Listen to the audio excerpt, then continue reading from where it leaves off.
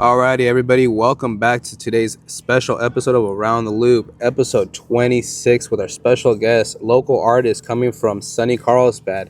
We have today Kelken. He's actually our third artist to be interviewed today for the show.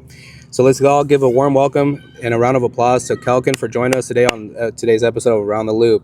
Yes, sir. And today we're going to take a deep dive into the personal life of Kelken and his upcoming.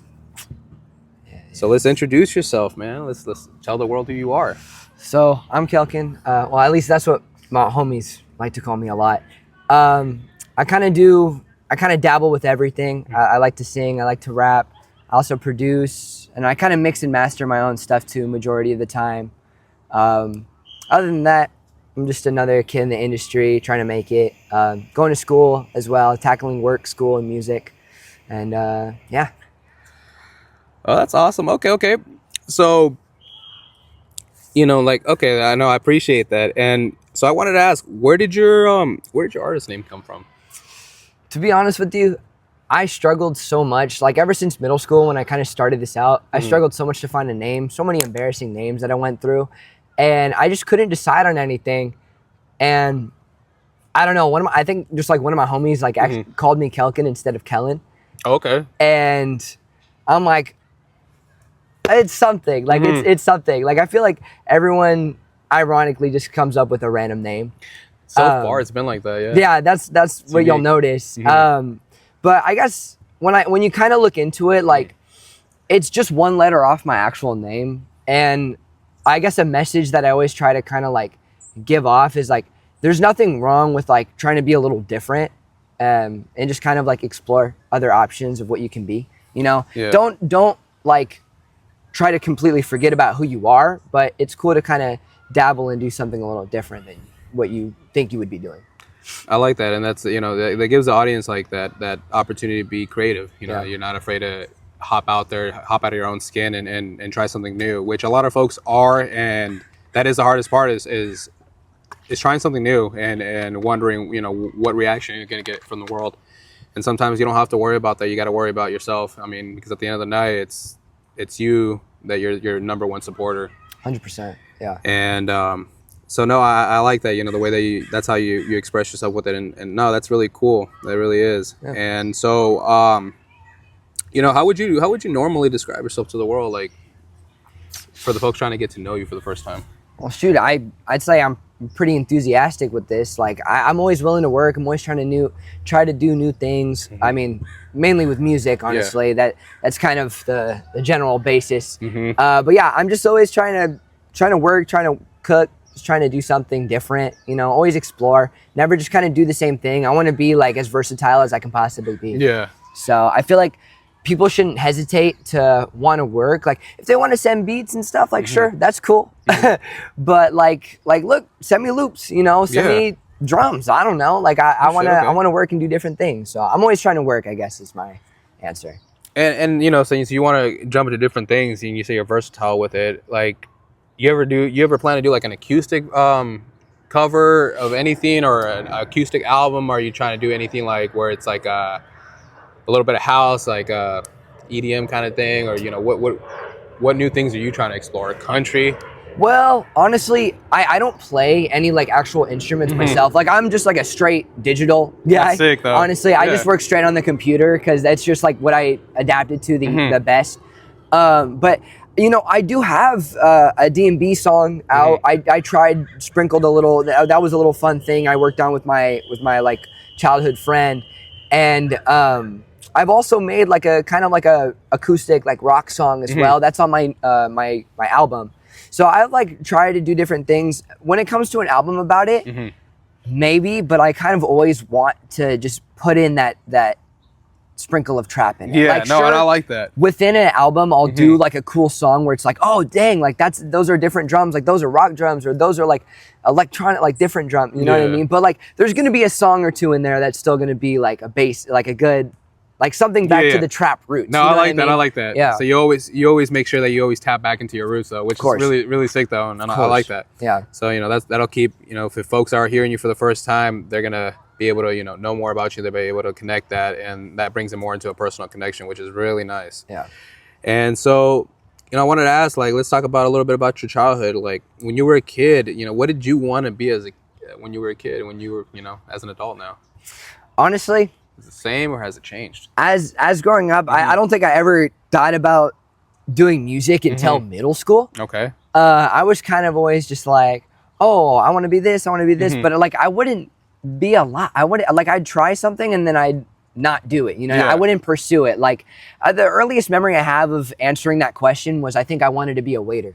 Okay. And I guess technically I can say I'm in that position because I'm serving out this heat. I'm serving out this music. You know what I mean? No, yes, sir. Yes, you are. But yes, I don't know. I just kind of always jumped around. Like as a kid, like I never adapted to sports or anything like that. Like my dad plays soccer. He loves sports and stuff like that. My whole family kind of all has an interest for sports. And I'm like the odd one out because I just I never showed attention to that. They tried to have me play a little like baseball, like a little t-ball, soccer. I did track and field for a bit, tennis, like all these different like sports. And I never caught on to them. I always hated PE.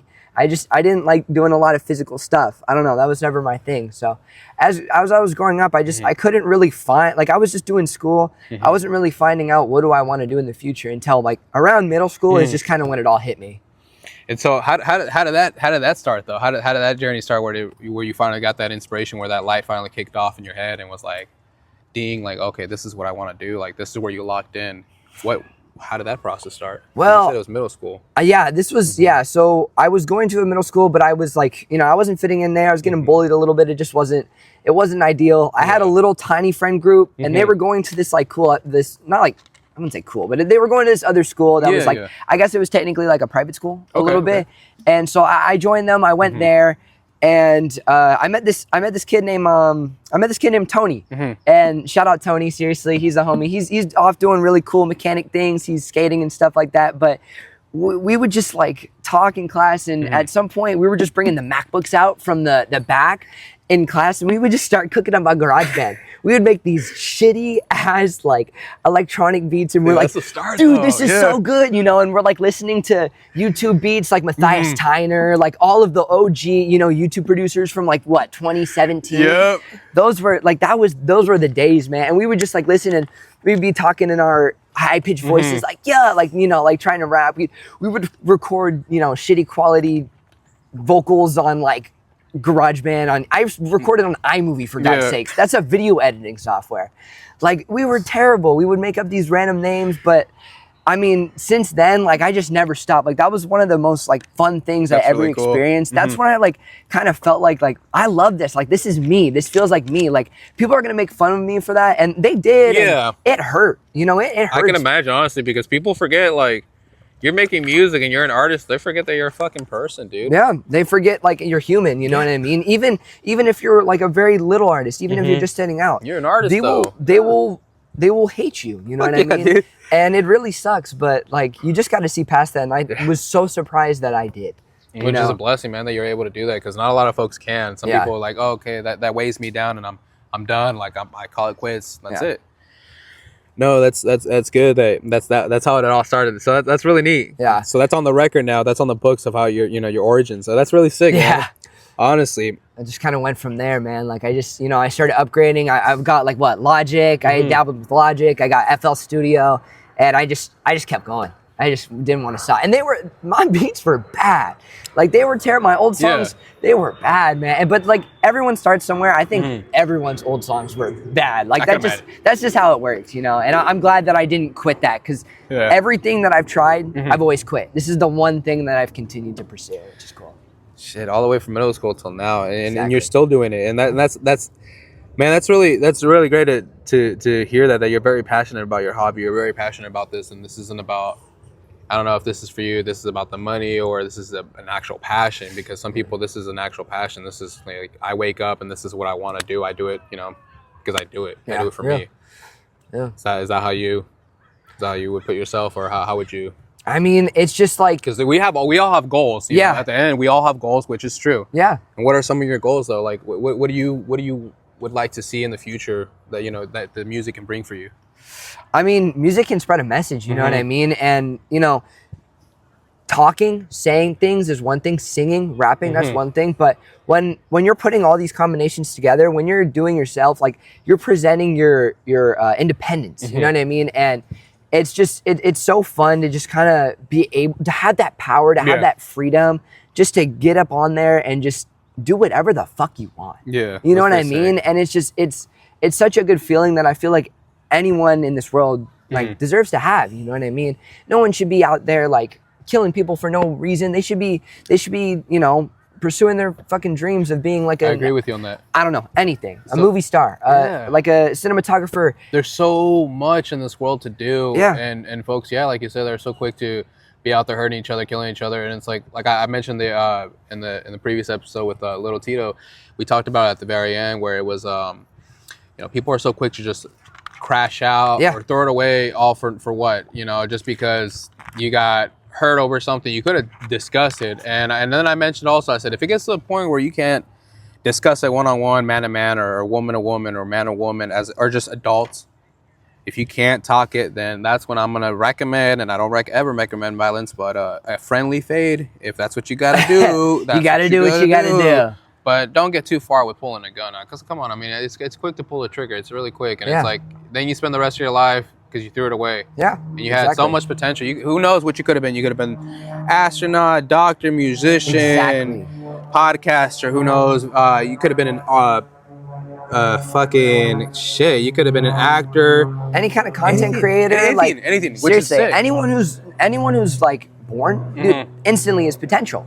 Like it just depends how they make it, how the people surrounding them make it. It just all depends, you know. And there's so much opportunity in this world, and it's just like, why would you throw your life away? You know, getting stuck on drugs. But it's like sometimes you're born into that life, and you don't really have a choice. And for that, you know, it's like it's really hard, you know. And I can't do anything but, you know, feel bad for that. You know what I mean? Like that's why I just kind of want to like put a message out there. You know what I mean? Like I just want to keep showing like, look, like if you can push through that, I know it's hard, but if I can do it, you can. You know what I mean? That's a really good message, man. That to actually honestly tell the world there. Yeah. And tell everybody around there, because we never know, like people act out for different reasons, and it's either they're having a bad day. You never know if dude over there or chick over there lost their parent, their loved one or something, or, you know, they just lost their job and they have to be able to feed their family at 6. Right.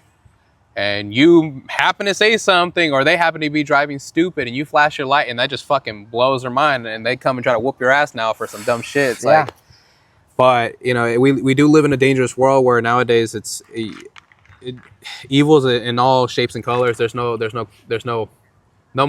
like a actual like picture to it. There's like, oh, a guy with tattoos or a person with piercings, you got to watch out, or a gangbanger. No, it's like anyone. It could be good old granny over there pulling out a Glock 45 and pop, she's gonna pop your ass. It can be any, you know, basic average looking person, seriously. And it's really scary. You see the shit in the news, and you see incidents that happen, and then they show the people who did it, and you're like, really? It's just a this normal is them?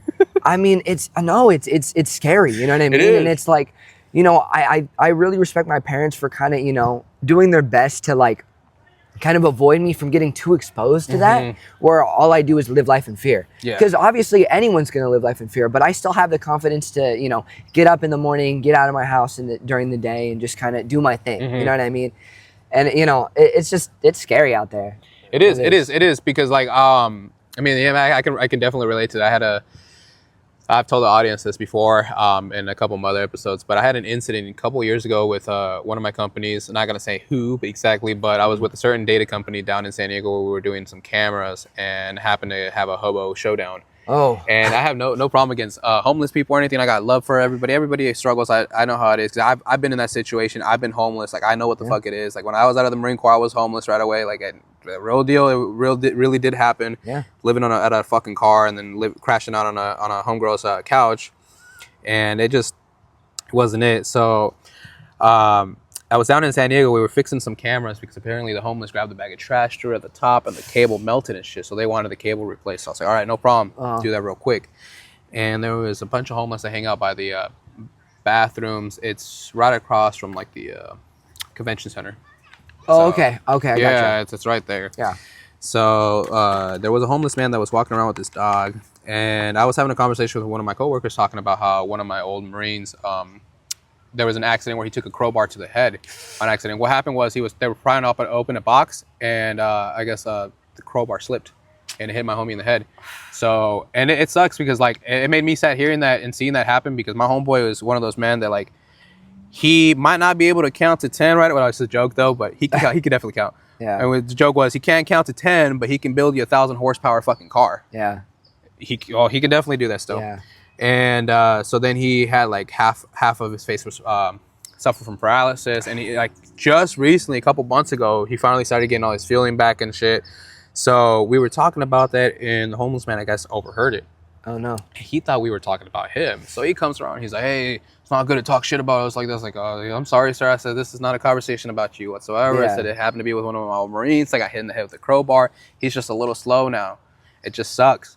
Yeah. He's like, well, I'm not fucking slow. And I was like, okay, here we go. Yeah. Fuck. So then he started like, I fucking my tools and shit. He saw my tool bag and my coworker's tool bag, and he saw this long Milwaukee flathead screwdriver about yay long. Oh. Yeah.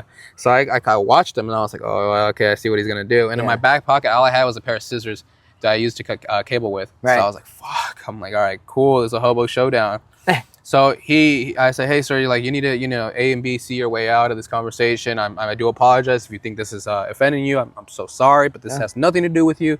You have a blessed day.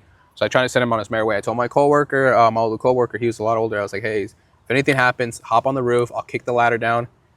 Call 911. I could fend him off. That's not a problem. So he comes around, grabs the screwdriver. So now I'm on one-on-one with Hobo Showdown in the middle of the square right there. That's so fun. And I had to bark at him, basically just tell him like, hey man, you don't want this. Like, don't do this to yourself. You're gonna hurt yourself. I promise this is not gonna look well. You're gonna be the one that's gonna be injured. Like, I'm giving you a chance to walk away.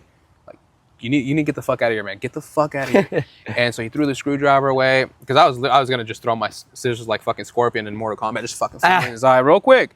I don't give a fuck. Yeah. But yeah, ever since that day, like, I always had to have some sort of protection on me, which is which is I carry my everyday knife, which is it's for protection. It's nothing crazy.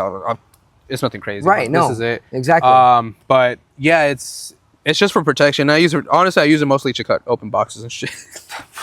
Y'all gotta have some form of box cutter, bro. Me too. Unfortunately, and it's like I don't ever want to hurt people. I don't want to use it to hurt anybody. But in the case you have to protect yourself, though, you have to protect yourself. I don't like. Obviously, we all say stuff in our music. You know, that's good old fun. But like, if you see me in person, I'm not gonna be the guy that wants to induce violence. You know what I mean? Like, I'm not gonna start shit. I'm not gonna start shit. I've never been the guy to fade. Like, I'm cool, calm, and collected guy. To myself. Who just likes to, all right.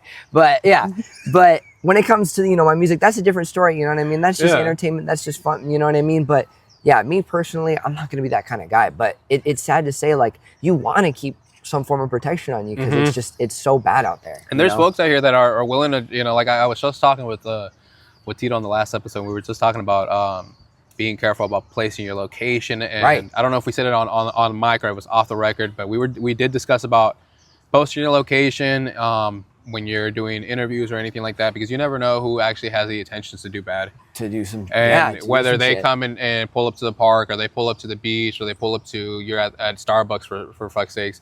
Like, the fact that they're here to hurt you. And there's folks in their way. Sometimes they don't give a shit that they're in their way. So, do something additional. A little bit of American magic, and they're gone. Yeah. 1, 2, 3, Alakazam, they're all gone too. It's crazy. So, it's just not safe, man. No, it's not. And we live in a world right now where a lot of folks get frustrated and upset really fast. Over the easiest things. Think twice. The Instagram comments are deadly, man. See, that's one of the, and then I like how you brought Instagram up, because that's one thing I can definitely relate to, and that was a dangerous thing for Instagram when I was a lot younger. When I got out of the Marine Corps, I've said this probably on the mic a couple times, and I'll say it again so the audience knows, because I have no problem. But Instagram brought a lot of problems. Facebook and social media for me when I was younger brought a lot of problems. and I started giving a fuck about what people said, and I was like, this is so fucking stupid. Yeah. And I fed into it. And it was dangerous. It was dangerous. Folks wanted to pull up and this and that. And I'm like, all right, you want the smoke? I'll give you the smoke, That's man. crazy. All day, every day. That's like crazy. You want a problem? No problem. Like I got all day. Like, look, you'll catch me in the comment sections of like a lot of posts, obviously mainly relating to music. Like I like to say stuff. I like to be a little controversial, you know, and if people want to get mad about that, that's their fault, but you're not ever always gonna see me comment again because I don't care. I want to say my stuff and then bye. Yeah. You know what I mean? Like, why can't I that. talk my shit? You know, if you want to get mad at that, most of the time, like, sure, maybe I might reply to one or two things, bro. It just depends how I am. Yeah. But most of the time, I'm not going to come back. I'm just going to say my stuff and go. Like, that's it. You know what I mean? I just like to talk. So. No, I respect that, honestly. And that's the dangerous about, you know, like social media too, is you got to be careful with it too. And yeah, a lot of folks use social media to come and crash out on folks, and you just gotta be very careful with it too. So, you know, be mindful of, like we said in the military, it's like, it's called OPSEC. So you gotta just be aware of your surroundings, be aware of what you say to certain people, what location you give off. You gotta protect yourself and your loved ones at all costs. So, you know, I wanted to ask, like, how was your upcoming and, you know, your childhood? What was that like growing up? Well, it was just, you know, me, my dad, and my mom. I'm an only child. I was born and raised here. You know, I've kind of always stayed at the same house. Oh, that's cool though. I mean, I don't want to say like, oh, I had everything handed to me, but like, you know, I wouldn't say I had the worst life. You know, I'm very, you know, grateful. I'm very blessed that like I grew up the way I am. You know what I mean? And I would never take that for granted ever. I love my family. You know what I mean? They've always, you know, been fantastic. That's you know. cool. And, but I got to be honest, I was a very quiet kid growing up. I was very socially awkward. It was hard for me to make friends. I would have like one or two friends, and, you know, I was a weird kid, man. Like I just, you know, no one, you know, wanted to really talk with me that much. And it had been that way, like I said, since middle school. Cause you know, I'd get bullied and shit. And I hate to sound like, oh, I'm such a victim, this and that, but it's like, but it's the reality. That's what happened, you know, like that's the truth. I'm sorry that I wasn't taught the right, you know, like smarts, you know what I mean, to how to react in like an argument, you know, how to be like, how to fight back, you know what I mean? Like, I'm not saying my parents, you know, lacked teaching me that, but it's just, they didn't need to, you know what I mean? They were doing a great job. And, you know, they felt like they didn't need to, and that's perfect, that's totally fine, but like, I didn't know how to react, you know, and I was always quiet. I found out, you know, I had depression and anxiety, like a good amount of depression and anxiety in middle school. And I got medicated for a little bit. I stopped taking it because I just didn't like how I was feeling on it. You weren't feeling you no more. Yeah, okay. But I just kind of found that out. I'm like, okay, you know, it makes a little bit more sense. But I feel like, you know, depression and anxiety is in everyone here. Yeah, you know no, it is. It is. It is. It really is, man. Yeah, like anyone, you know, who's born into this world, I feel like, you know, they're going to have some of that. And I don't know, I felt it when I realized it made so much more sense. I've always had so much anxiety. I never wanted to do sports because I didn't like the crowds. I didn't want to play instruments because I didn't like the crowds. I didn't like standing up and doing speeches. I was terrified. I never was able. I saw everyone hurtling over that obstacle, and I was stuck. I just felt so stuck. And I was in friend groups and stuff like that. Like as I got older, you know, I was in friend groups in high school and stuff like that, but I just kind of always felt like an outcast. Like I always had this feeling, what if they don't like me? What if they're talking shit about me? I was always such a paranoid kid. And I think at one point, you know, when I was about to graduate, I don't know, something changed. You know, I met my girlfriend and we just kind of started doing our own way. And, you know, I'm still with her to this day. I love her very much, you know, and, you know, it's going to be that way. You know what I mean? And I'm so appreciative to met the homies I've met now, because I'm now in contact. When you find out the ones that you're not in contact with anymore, you know, it's nothing against them. I have nothing against them. Those friends are great. You know what I mean? But it's like, maybe it just wasn't meant to be, you know, to befriend them throughout your whole life. And you know, something that I've learned, not to try to cut you off or anything, but like, you know, you said that, you know, sometimes the relationships and friendships aren't forever. Sometimes you have to, and I've learned this from a lot of folks around, like, you can still love a person from afar. You can tell them, hey, you know what, I love you, man, or I love you, girl, like, but we're you know, our friendship has to end here because we are in separate fields now. You know, I'm trying to be here and you're not trying to be there with me, then I have to you know, I gotta love you from afar though. Yeah. And yeah, sometimes, you know, friendships end, and I definitely can relate to you. I've had a quite handful of friendships that aren't there no more and stuff like that. Yeah, and I know I can relate to you too, growing up like that. Yeah, I was the same way. I was bullied too. You know, we wouldn't imagine, but I was bullied too. And middle school, I would lock myself up in the band room. Actually, I would play instruments, but I would stay during lunch to stay away from the fucking crowd. Right. Yeah, I would always try to avoid the crowd. You know what I mean? It wasn't when I'm home. Like, I'm home, man. Yeah. I was on the game. I don't, you know, play video games that much anymore, but I was on the game, Minecraft, Halo, all I just would zone out, man. It was a way to escape. I did, honestly, I've always done really good in school. I was always an A and B student, you know what I mean? My pops always tried to keep me up on myself, you know what I mean? He always tried to, and you know, I respect him so much for it, because, you know, I'm in college now. I'm still, you know, I feel like I'm still doing good, and I'm still grinding, but like, man, I was home. I was zoned out, man. I couldn't at school. I couldn't. Like I said, I had my few friends. I'd have like 3 friends or so, talking that little tight, small friend group, and then that's it. You know, I'm not socializing with anyone else. That's just how I was. No, man, that's and that shows the world that, you know, you as an artist, you are a person too. You are human. You are a genuine person too. So it's like, because folks forget, you get put on this platform, on this pedestal, that you're up here now, and so like, oh, I can say so and so, whatever, you know, and they don't give a fuck. Well, they do. They still care. I still care. Like, we still care. But it's how we take it with a grain of salt. It's on us too, as well. For sure. So, okay, you know, I appreciate that. So besides music, is there any hobbies or passions that you like? Well, personally, another thing about talking about my childhood is I've always been a fan of transportation. I've always been a fan of trains. That was my thing. Oh, that's sick as fuck. Okay, let's talk about that. And that was another thing I kind of got made fun of, but I want to know. From time to time, I would take photos and videos of trains, and I would do content on YouTube and stuff like that. And I'm surprised I'm saying this now, but some people already know this. But like, to this day, if I need a stress reliever, time off, and you know, I've hung out with my girl, you know, I'll take her to her stores, I'll let her do her thing, you know, we'll go out, get some food together. And sometimes, you know, if I just need to get my mind off things, I'll just go by the tracks and I'll just kind of listen to music and just take photos, take videos. That's pretty cool. Trains. I don't know. It was just always been a good stress reliever. And that was like another thing I used to kind of cope with all my social anxiety when I was a kid. And it's just, I think it just always stuck with me. Like, there was a good amount of time where I stopped because I was embarrassed. I was so embarrassed, you know what I mean?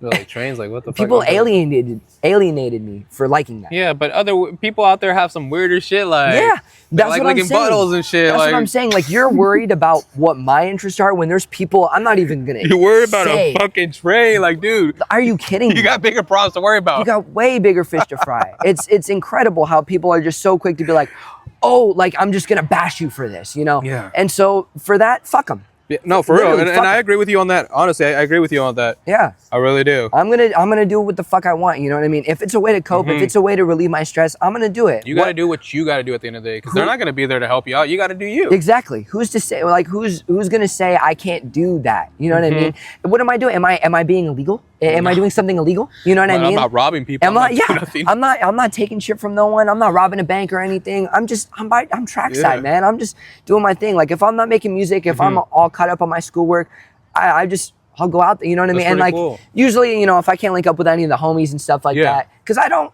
do it too often, you know what I mean? And it's nothing against my homies. I love my homies, but it's just, I don't know. I'm not really out with friends a lot. I'm just kind of, it's me, my girl, honestly. Honestly, and since you said you and your girl, like, so I'll give you some advice, man, honestly, because like, I'm just a few years older than you, and same thing. I've been with my lady for 5 years now, and it's a lot of it is just me and my girl. And at the end of the day, your girl becomes your best friend. That becomes, that person ends up becoming knowing you better than, I hate to say this, not to bash on our families, and I love our families and everything. Yeah. But they end up knowing you better than your own family. And that's, again, that's nothing against them. It's scary too, because it's like, you don't want to lose your best friend, man. So you gotta do what you gotta do to, you know, keep it working together. Whether you know, and if it's not working together, then make some time, you know, see different ways and stuff like that. But don't be dragging each other where you're cheating on each other. It's like, so my advice I told the homies before, and I've told Balance and Little Tito was, you know, that you guys are with your ladies and stuff, like, you guys really do love your ladies, and I hear that in your voice, and I can hear that you guys are passionate about it. So I'm gonna say it like this: no person out there is worth a 5 second. Whether you last longer than 5 seconds, congratulations. If you do or not, that's on you. But my quote is: nobody's worth a 5 second nut, because after that you have fucking post nut regret, and you're full of shame, and now you live with that for the rest of your fucking life, that you did a dirty deed. So it's like, why do that if you're so unhappy about something? Try to see it out. If you can't, I get it. There's situations where folks are stuck in a shitty relationship where they're like getting domestically beaten or harassed or stuff, and so I understand it's easier said than done. I get that. Yeah. But you know, if you have the opportunity to either talk it out. If there's love, it'll work. Yeah, if it's love, you know, there's shit's gonna happen. Yeah, you know it does. I mean? It gets rough. Especially if you're spending years with this person. You know, things are gonna happen. A different side of yourself might let loose. But if you are able to rationalize and come together, that's how you know that's love.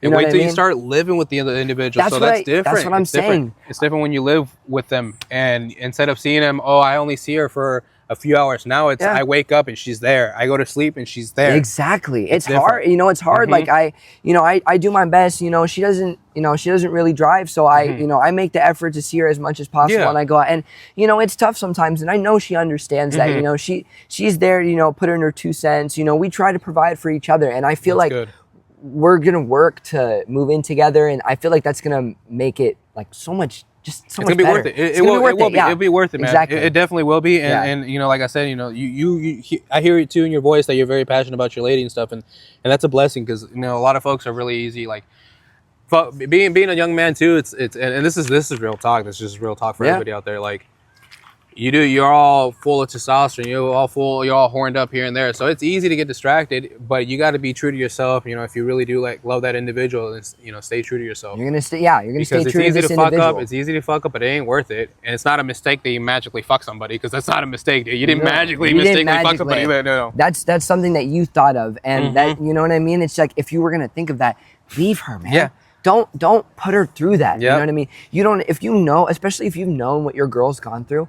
Don't put her through that. If you guys really love each other and can talk things through, that's how you know you guys are good. No, I agree on that. I really do. That's so important. That relationship, that connection is so important. If you don't have that, you'll be miserable. Yeah. You're gonna be miserable. You know what I mean? And it's just not worth it. It's not worth it. It's not, because you know, it's now that I'm older, it's like I sit back and think about it sometimes. It's like, man, I wish I wasn't young and dumb. I wish I wasn't you know, a way I was with certain individuals, and I do apologize for those folks that I did meet in life, and I was a dickhead or here and there, but no, I was going through a rough time, and I had to grow and learn, and now that I've changed and stuff, it sucks. I reflect on it sometimes, and it's like, you know, it wasn't worth it. So my advice for you and advice for the world is, this shit ain't worth it, man. Yeah, it ain't worth it. Yeah.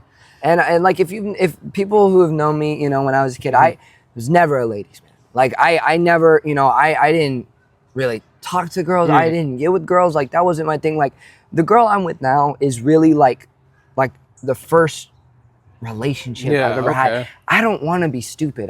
I've been stupid, and I don't like it. I don't like it, because she means so much to me, and all I can think about is just doing whatever I can for her to understand that. So yeah. And that's a blessing, you know, and keep it like that, man, because you know, it takes two to tango. It takes two to be a team, and you know, the world doesn't revolve around one person. It revolves around two. So you know, that's really good, and you know, I wish you and your lady the best, you know, for many more years, and you know, a happy life. And if you guys ever do plan to get married, let me know, because I am ordained as well. I do have a certification. I am ordained from the state of California. Wonderful. It's fucking crazy, dude. I do a lot of shit. We'll reach out. You do, man. You really put in that work. That's so impressive, man. Oh, we'll reach out. 100%. Yeah, we'll make it happen, dude. Hey, for sure. Wish the best for you and your girl too. Thank you, man. I really appreciate that, and it's really a blessing that. Yeah, after many trials and tribulations and many folks I've been through in life, like I'm very blessed to be with the woman I am with today, and she's definitely a blessing. I'm very proud of her, the woman that she's becoming too. That's good. You know, all you can do is be proud of your significant other, and be their number one too. And let them know. Always let them know. It's true. So, you know, I wanted to ask you, like, is there any common myths about your job as an artist? Like, let's see. All right, let's talk about it. Yes. Look at me. Do I look like this white boy right here? Do I look like, when you hear my music, especially my harder shit, do I look like I would be making that kind of music? I can't make it. That's the myth. I can't make it. And look, that's one of the reasons why I'm still pursuing this shit. I'm gonna prove that. I'm gonna prove that a kid like me, being all educated and shit, can still do that. Can still put in that work. And that should prove to people, hey, you can do what you want to do. Yeah. You're just holding yourself back, bro. That's true. You're just holding yourself back. You don't have to come from the mud. You don't have to come from the trenches. No, you don't. Yeah. Like, and anybody can do it. You just got to put your heart, if it sounds good, if you like what you're making, if you like that style, if you feel comfortable doing that style, even if that style is based in maybe people who are, associated with that life, you know what I mean? If it sounds good to you, make it, man. Yeah. It's not like you're trying to make fun. You're supporting, you know what I mean? You're supporting that sound, And I feel like that's so important because people miss that. Yeah. And that's why people get made fun of, because it's like, look at Eminem, bro. Look at Eminem, dude. That is the one of many examples that I can give, man. And to be frank with you, I don't even like Eminem. But it's like, look how much of a name he has for himself. Years on years, like that was it. And like, despite the fact of the music that I listen to now, despite the fact I don't listen to that shit, it still shows how impactful, anyone can do it. And I think that's just like a big myth is like a kid like me wouldn't be doing shit like that.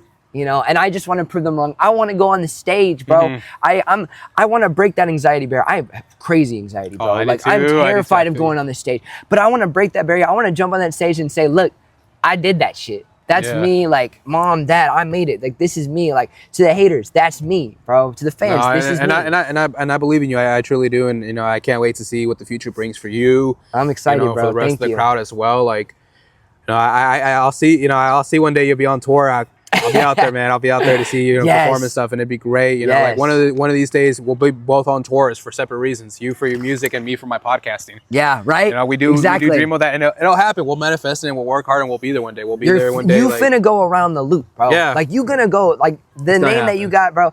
All of us are. All of the homies, bro. Everyone I've met along the way who's been working, bro. We're all so fucking talented. It's crazy.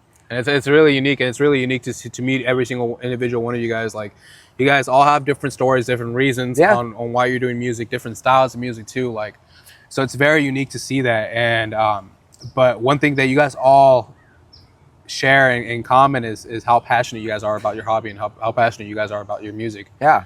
So you can tell. And yeah, like you said, you wouldn't be expected. I think Balance did mention something that you'll meet some artists out there that like you wouldn't expect them to be doing this kind of stuff. Exactly. Yeah. It's crazy. Yeah. That's so true. I want to prove that I don't know, that stereotype, that myth, whatever you want to say it is. I want to say no. Yeah. Like I'm gonna prove this wrong. Exactly. I don't. Yeah. And so like, no, it's pretty neat because like. Yeah, you wouldn't expect me to look like somebody that does podcasting at all. So, now that we're back into this, like, so that's crazy about the myths and stuff. Because I'm like, some folks think like, you release a song and you already got the bag, or you release a song and you're gonna be automatically labeled you're gonna be put with a record label, or, I mean, has anybody ever asked you if you were an industry plant? No. Good. No, and I would be so disappointed because I feel like I'm so independent. I would be like, ouch. Like that hurts my feelings. Like no one is produced. Like, you want to know an industry plant, bro? There's a few. There's a few. There's a good handful. I'm gonna backtrack on that because I don't want to name names because people are gonna get mad. Yeah, but we know who. We know who you are, bro. I'm sorry, I had to say one, dude. There's industry plants out here, and it's so evident. And I'm not saying this because he's just another white kid, but come on, bro. Just look at the stats. Just look at this. It's something ain't adding up. Something's not adding up here. TikTok is another way I'm proving this. I don't have TikTok. I was doing it for a little bit, but I don't like it. I'm not doing TikTok. I got my Instagram and I got my distributor. You know what I mean? That's all I need, and I got my computer, I got my software. That's it. I want to be as in it. Like, I literally cannot stress enough how much I want to prove it's just me, myself, and I, bro. No, and it's pretty badass because like Once folks really do take the time to listen to your music and stuff, and you really take that moment to like explore all the different sounds, your flows and the way your styles are, like it is unique, and you start realizing like, oh shit, this is all a one man band. Yeah. Like, and that's something about being a one man band it's hard. Yeah, it's definitely hard, especially because I do the whole podcasting myself. I produce, I record, I publish, like all on myself. Most folks have a whole fucking team, right? Or and sometimes sometimes that majority of the time that's easier. You know what I mean? There's bands, there's literal bands, but I don't know. As I found like trying to like reach it, like I love to reach out. That's one of my number one things. I've reached out with so many artists. I'll get into that later too, but like it's hard, you know what I mean, to stay consistent. And it's like, I don't want to have to pay someone to mix my shit. I don't want to pay someone to make my beat. I want to do it, bro. Yeah, like you have full control. You know what I mean? Yeah, and it's just like, it feels good to just be like so pure with it. You know what I mean? To be so like independent about it. That's really cool. It's good. Yeah, it's easy. No, that's awesome. So, what inspired you like to actually become an artist? What was it? What was your inspiration? Like other artists? Yeah, was it another artist or was it a certain person? Well, aside from the homie, Tony, when we were just like cooking and stuff like that, I kind of started at the same time. Like middle school is when I was all discovering music, bro. In elementary, catch me listening to the Chainsmokers, 5 Seconds of Summer, Maroon 5, bro. That was me, dude, because I would just listen to what my mom listened to because I wasn't really adapting to my dad's rock. And I kind of take that for granted because now it's like, it's cool. Like, I'm not going to listen to rock, but it's cool. Yeah. But like when I was a kid, I'm like, Dad, I don't like this. Like, I don't like it. But for some reason, I would dance to my mom's freaking electronic music or whatever the hell she's listening to. You know what I mean? And it's like now I like listen to some of my like the songs that my dad listened to, and I've sampled like a couple of them now. Like I look back on that, I kind of use that to be like, hey, like these are kind of my roots, you know what I mean? Because this is what he played. This is his playlist. Like this is what he played when I was a kid.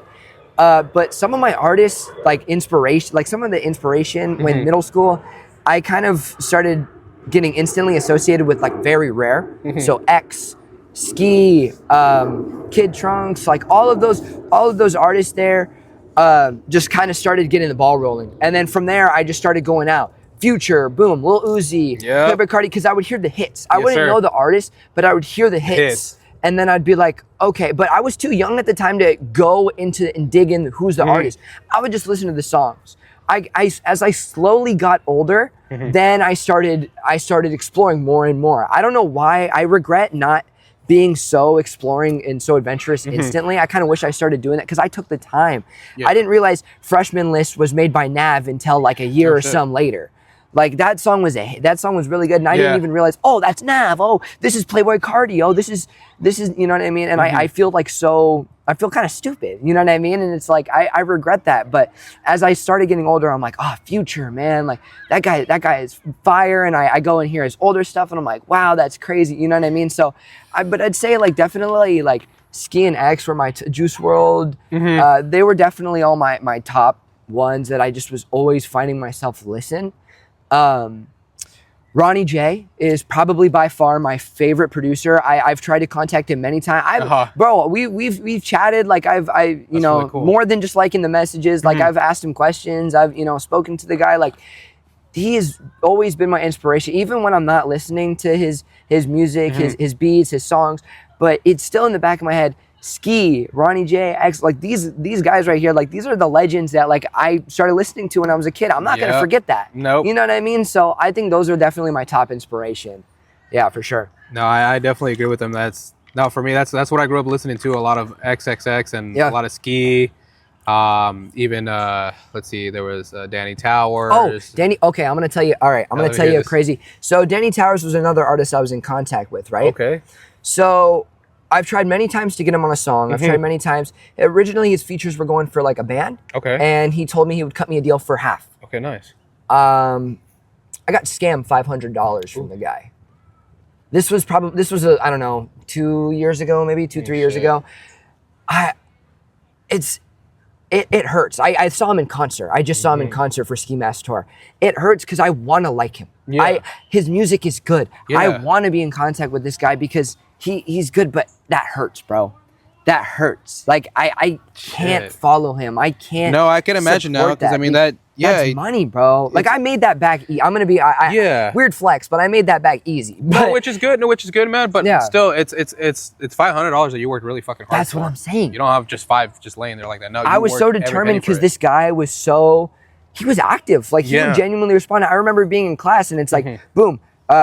Danny Towers just sent you, and I'm like in English. I'm like, oh shit, I gotta step out. Hold on, I gotta. Damn, this is crazy. I get a DM from Ronnie J. I'm like, oh shit, I gotta check this. Like this is crazy, bro.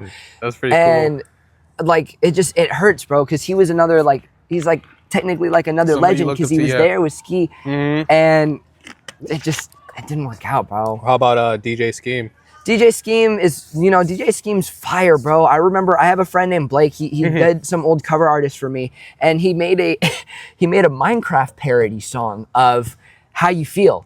Oh, and the whole team reposted it and commented. Even Juice WRLD commented on his shit, and I found that, and I'm like, bro, this kid is funny as fuck. And I started listening to, I started looking. He was making songs for a bit. He started doing cover arts. He's still making art. He's really cool. All of his stuff is really good. And I still try to stay in contact with him to this day, but bro, that was so impressive. I was like, damn, bruh. And DJ Scheme did a whole thing about it. And yeah, I saw DJ Scheme there at the 11th Dimension concert too. He was rocking shit out, you know what I mean? He's always been a cool, again, I'm not always listening to those artists, but they're always artists I'm gonna come back to. Like his tape, his little family tape. And there's a good amount of hits in there that I really like. It's impressive. I love it. So yeah, I'll always love them, bro. No glaze. I'll always love them. Man. And honestly, their music really did help a lot. For sure, yeah. Through a lot of tough times, that shit did help a lot. On God, dude, really did. Get me through the most when I was so antisocial. I just put in the earbuds. Put the headphones in and that's it. There's you're good. You got them screaming in your ear. It's that's all I need, bro. No, one of my favorite songs was X and Ski was it never got fully released, but it was Freddy vs. Jason. Oh, right, of course. The SoundCloud. That back to back was phenomenal. I love their Off the Wall. Off the Wall is crazy, bro. Honestly, I find it underrated. Obviously that whole tape there is very known. Yeah. But I feel like that one is underrated, bro, for sure. I love Slipknot. Dude, that song Slipknot. So much. I can go on and on, bro. I'm not going to because it's not about that, but those are some top artists that'll always be forever and top inspiration for me. No, that's really cool that that's something we can both relate to as well. So that's neat, man. Honestly, it really is. So I wanted to ask, your journey about how it was when you came with your latest album, how he killed it. How was that? Let's speak about that journey behind it, the process and yeah, bro. Yeah. How was that? Of course. I made that beat tag a 5 minute ago. Of course, that's me. That's me saying it. I don't know when, but it's been years. And I don't know. I kind of kept with it for a bit. I don't put it on anymore because it's that was my era. That's a past era. Now I'm kind of in the intermission era until I release something a whole other project and stuff like that. But for a long time I was using that, and I had all these songs. I remember the intro song was a beat produced by Tony. That's the last time I kind of worked with the kid. I had that one was a crazy song that I made. All these songs kind of were made at different times that I just kind of started it's a puzzle piece, I started putting them together, and I'm like, wait, I can take this and put that here. I can take that and put that there. And I mean, at one point when I felt like I had a good enough, I've tried to make an album. There's actually on SoundCloud, it's not there anymore. I had an 18-song album. Oh shit! I made it's very low quality. Most of the songs are kind of really known. You can tell it's an inspiration from another song. You can hear the beat similarity, you can hear the flow similarity. Every song was related to, but I racked up 18 songs and I posted it on all platforms at one point. And I made a deluxe for it and added 5 more songs to it. Oh, wow. And you know what I mean? I've tried and I'm no, I'm not there yet. I'm not there. But when I found these songs, when I started putting them together, the intro there, 5 Nights with Balance. That shit's badass. So that song, those 2 beats were made at a completely different time. And I was I'm just going to mesh them together. I'm just going to put them together because you start hearing crazy projects like Don Toliver's, Travis Scott. You hear these beats, these 2-in-1s.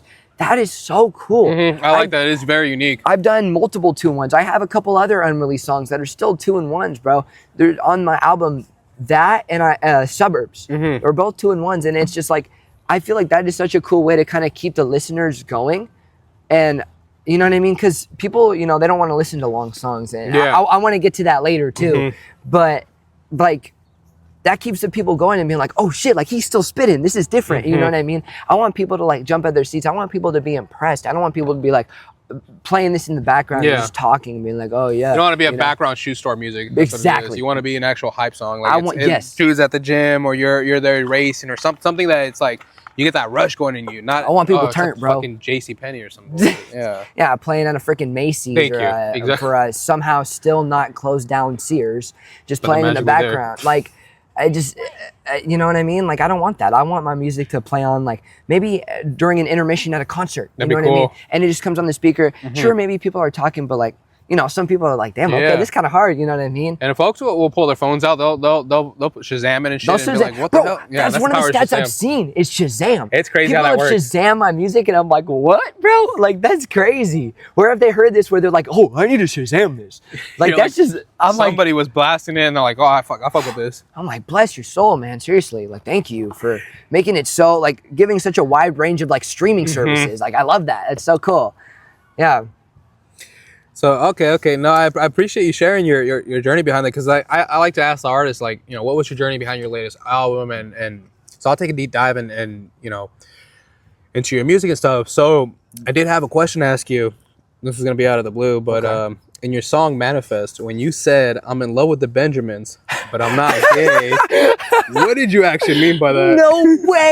No way, dude. I was thinking, like, what if he goes back to some of my old music and he's like, oh, what did you mean by this? No way, bro. I was in the studio with my homie. I was in the studio with my friend AAA. You know, that's the homie right there. Okay. Shout out AAA, love bro.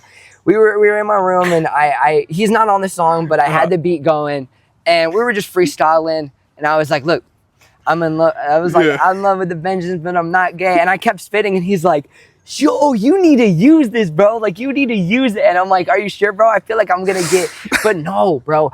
I use that. I use that to an opportunity, bro. I did that's a 2-in-1 as well. I forgot to mention. I didn't listen to that one. That's literally a 2-in-1, bro. And I'm like, I'm just gonna have people go like, wait, what? But like, it's low-key hard, you know what I mean? I did a deep dive into like your earliest songs that you had on Apple too. Oh yeah. I gotta hop on SoundCloud and take a real deep dive into that. Yeah, there's a lot more. There's older stuff there too. Still a lot of privated songs that they're probably not gonna see the light of day again, but there's still some older stuff that's not an Apple for sure. Yeah. I had to ask because I was like, man, I gotta throw something funny in there. That's hilarious. No, yeah. So I wanted to ask you, let's talk about your latest collab with Balance, One Day. Yeah. So how was that? The whole making of the song, how was that? Like, that's a hit. That's a good hit.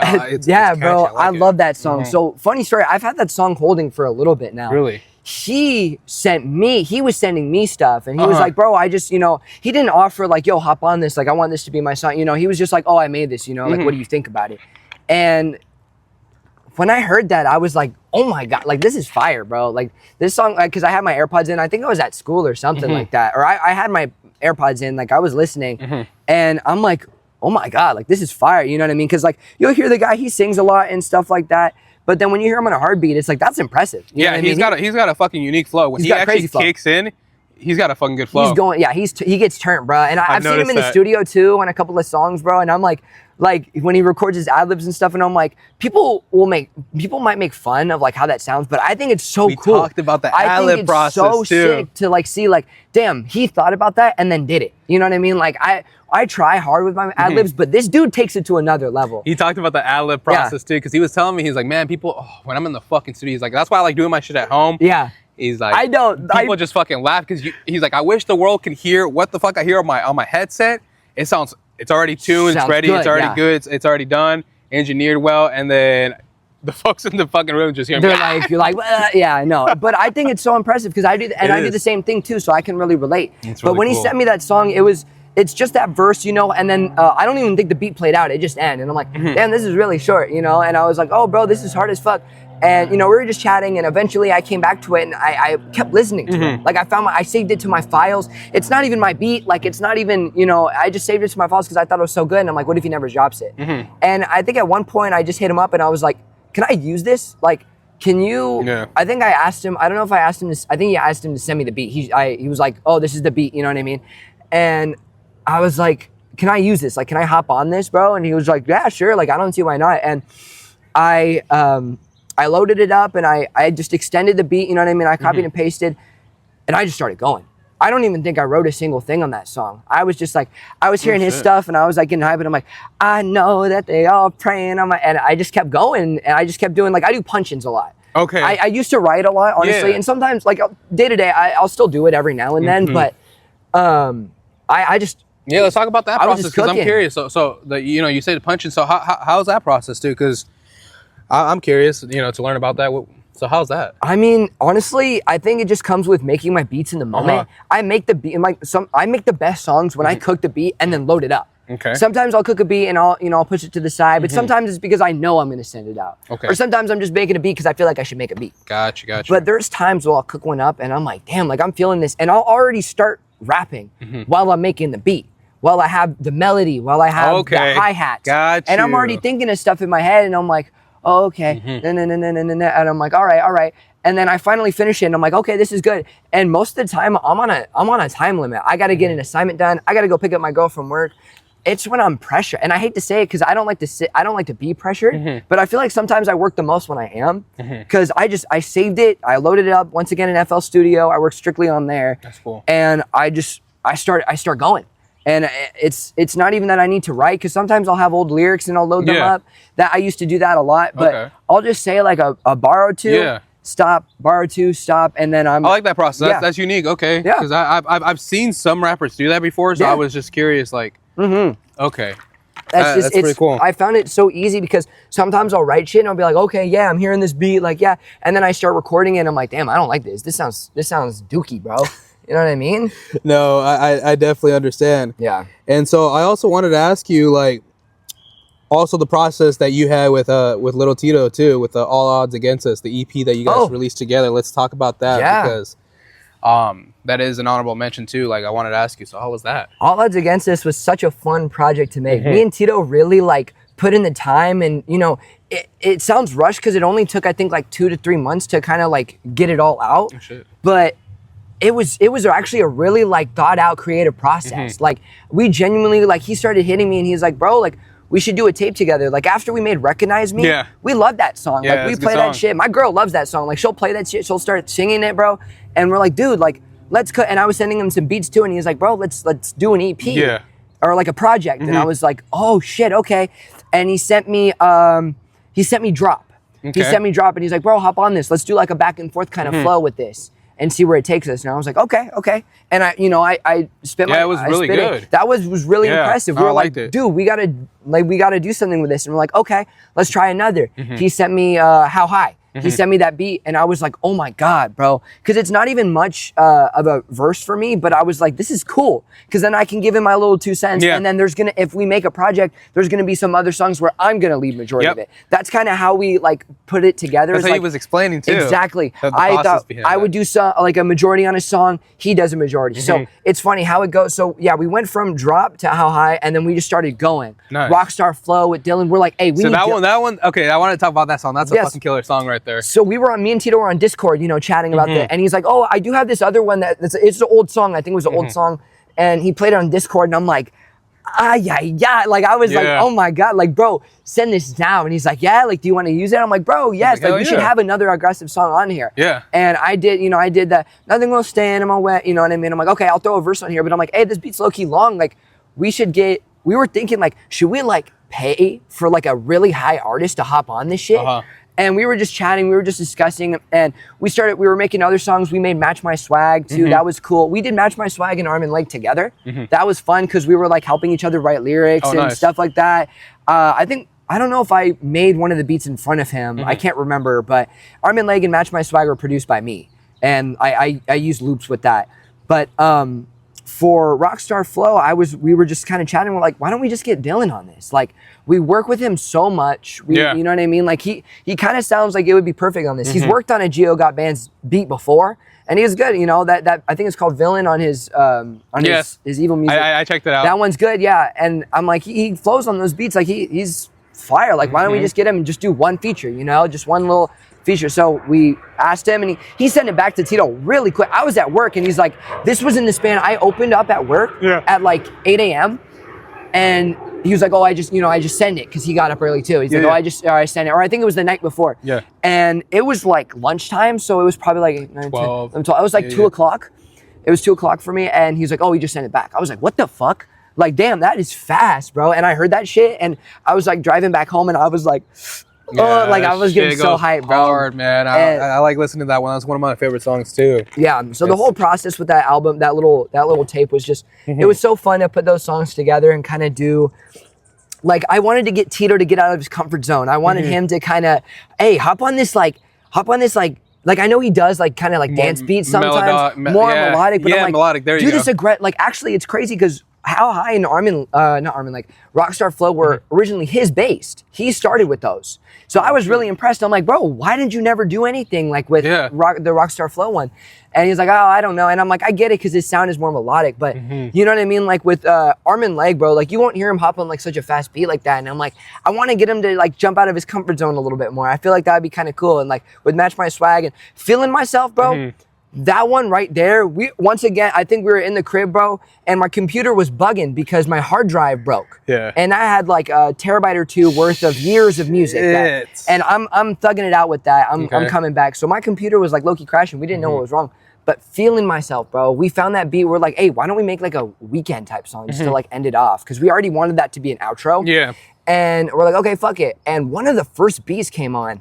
And I just started going like, oh, lately I've been feeling, and he was like, oh, and then he started like saying like, he was doing his part and stuff like that. I think it was just, he just had the first verse. And I was like, okay, bet.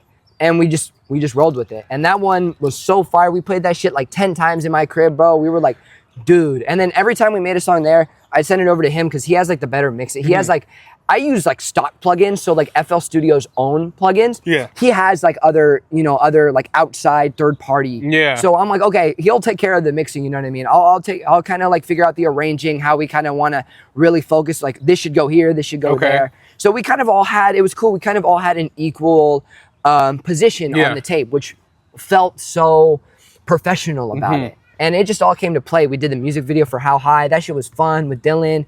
And it was just a cool little thing we did. I want to do it again. I want to work on a deluxe if we ever get the chance. Oh, that'd be pretty fun. Add a few more songs, do some more different stuff. I don't know. It would be fun. So you can say that, you know, your friendship between Balance and Tito, you can say it's pretty tight then.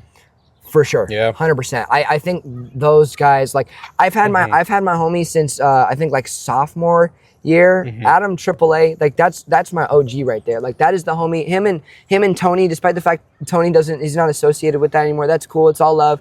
Adam, bro, like that is the homie right there. He would come to my studio after school. I pick him up from school. We start cooking, man. We would make these songs called Dynamic Duo. Like that was it, bro. We were the kids at Carlsbad High. Hey, those are the rappers, like those guys, you know, like sure we get made fun of, or sure we wouldn't get talked to too much, but like they knew us, you know what I mean? We were known. And I actually got like a little award thing that said like known, like most likely to be like an artist, you know what I mean? I think it said like a SoundCloud rapper. I was like, bro, it's something. It's something. It's better than nothing. And like me and him will always stay locked in, even if he's not here anymore. He's up in Temecula now, but we'll still work. He'll still always be my OG. But I met Tito on Balance, bro, and I just kind of like, they helped me take that to another level, and they showed me stuff that I've never seen. When I was hearing the music, I'm like, damn, like I haven't really heard these guys before. Yeah. Like, where were they at, bro? Like they're right here, basically in like the home county. Yeah, it's crazy. They're like just down the road. And when I'm hearing this stuff, I'm like, this is so impressive. Like these are artists, like me and Adam, we came up doing it together. These are people who have already got it. And I'm like, this is so cool. This is so impressive. Like I want to be associated. I want to work with these guys because I see a vision in them. Yeah. Especially, you know, Dylan, he's got Balance has got a crazy vision in the guy. And he does.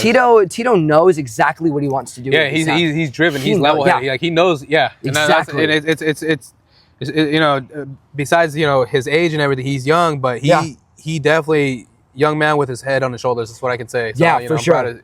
proud of that he knows what the fuck he wants. Because when he was in high school, surprisingly enough, we had each other on Snapchat.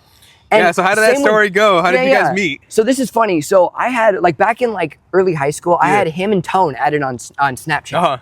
And I had no idea, bro. I think I'd seen him post music and stuff, but I didn't know if he was local. I didn't know where, because he wouldn't post too much on his Snapchat, and I didn't get his Instagram. Okay. So I was like, oh, okay, here and there. And one time I was working, right? I'm not gonna say, but I was working, and I think someone mentioned, like, hey, Lil Tito, like, what's up, bro? Like, one of the coworkers, and I was like, that sounds familiar. And I look over and I'm like, hey, like, is that you? Like, you know what I mean? I was like, bro, like, I don't know if you know, but like, we have you, like, I know you on Snapchat, bro. Like, I'm Kelken, you know what I mean? And he's like, oh, dude, like, yeah, I know you. Like, I think I've seen you, like, work here too. And we just started chatting, and they did Just Some Fest. I don't know if they talked about that, but they did the second Just Some Fest. And he was like, you should pull up, bro. Meet all the artists. And at the time, I saw the other artists, and I saw Balance, and I saw Tone, and I was like, hey, I know Tone. Like, I had him added on Snapchat. What the hell? And I'm like, they have a whole collective together. Like, this is so cool. And when they had the promo for the concert thing, I'm like, this is rad. Like, this looks professional as fuck. Like, I want to go to this. I want to go and say what's up. That shit was pretty dope. So I started, chatting with Balance a little bit more. I went to the thing, and I saw them perform, and it was so cool because I had worked with Balance, and I had sent him over a beat. And that was the first time he ever used one of my beats was, I think it's Dover Shorty, the intro on his previous album. And that felt so good because, like, the only times I've produced for, like, a couple other artists who are like, like, they just randomly reached out. I'm like, oh yeah, here's a beat, It was just me and AAA, you know what I mean, majority of the time. So when I saw him use my beat, I'm like, this is so cool because this guy actually has a wider discovery than anyone I've really met. And it was so cool to hear him on that. And he performed it at the Just Something Fest. And that was so cool to see, that was so cool to see him, like, come out to the song and kind of, show a little appreciation, like, hey, like, this guy made the beat, you know what I mean? And since then, like, I've been, like, so locked in with the guys, and they've shown me so much support, and I try my best to show them as much support. Like, I try to be that listener that's like, hey, I'm hearing your lyrics, I'm hearing what you're saying, this part is cool, this is nice, not just, oh yeah, it's a cool song, like, oh yeah, I fuck with this, this is tight. But what about it though? Like, if you, because you could be like, okay, so what about it? I'll be like, I like when you said this. I like how when you did your flow with this. You switched it up here and there. Like, I like it. Like, yeah. And the two of them, they would send me their unreleased, and they'd be like, yo, what do you think? Because they could come to me and say, hey, like, this kid gives a genuine response. They're not just like, oh, it's tight, bro. You know what I mean? It's like, yo, I like when you did this part. I like when this happened. Dude, when you said this was dope. Like, that's what I've tried to do is be as supportive as possible. Yes, that's good, they were really supportive with me. They shout me out. They I love how when they use their my beats. I like when they ask me to, like I said, it comes back to me being enthusiastic, willing to work.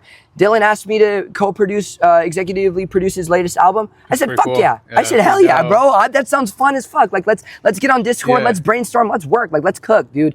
And just like that, like, we started making shit out in, like, days, bro. Shit, that's what I'm talking about, though. And I have, like, probably over like 20, 30 unreleased songs just of Balance. Oh shit. Because, like, I've sent him so many beats, and he just, like, loves working with the beats, and it's like, that's awesome, bro. Like, I think that's so cool. I appreciate them so much for, like, considering me, like, hey, this kid's fire, like, this kid's really good, like, we gotta, like, be there and, like, you have him, like, produce for us and help present the name more. Like, I respect that so much for them turning to me for that. It's really cool. It's a cool opportunity to be associated, because, like I said, in high school, like, I was really socially awkward. Like, I had a friend group, but I felt like an outcast. But this time, like, I really feel, I guess, wanted. You know what I mean? Like, I don't feel like I'm getting backstabbed. I don't feel like, and I'm not saying anything against my old friends. I love, my older homies. They were, they were respectful. I'm not saying anything, but I'm just saying, like, this is a time where this is a, group where I really feel like, hey, these guys, like, appreciate my work. They appreciate my presence. They want me there. They, you know what I mean? They asked me to go up on stage. They asked me to, do that. I remember when Balance was doing his listening party for Evil Music, and he's like, dude, do a song. I think I did, like, a song or two, and I was like, well, I don't know. Like, I'm nervous. He's like, bro, just do it. Like, it's fine, because there was people there. Yeah. And I'm like, okay, fuck it. Imagine that. And I appreciate them so much for, like, making the effort to reach out, because that that goes a long way, man. It does. That it really does. means a lot when you can tell someone considers you. It's just, it feels good, seriously.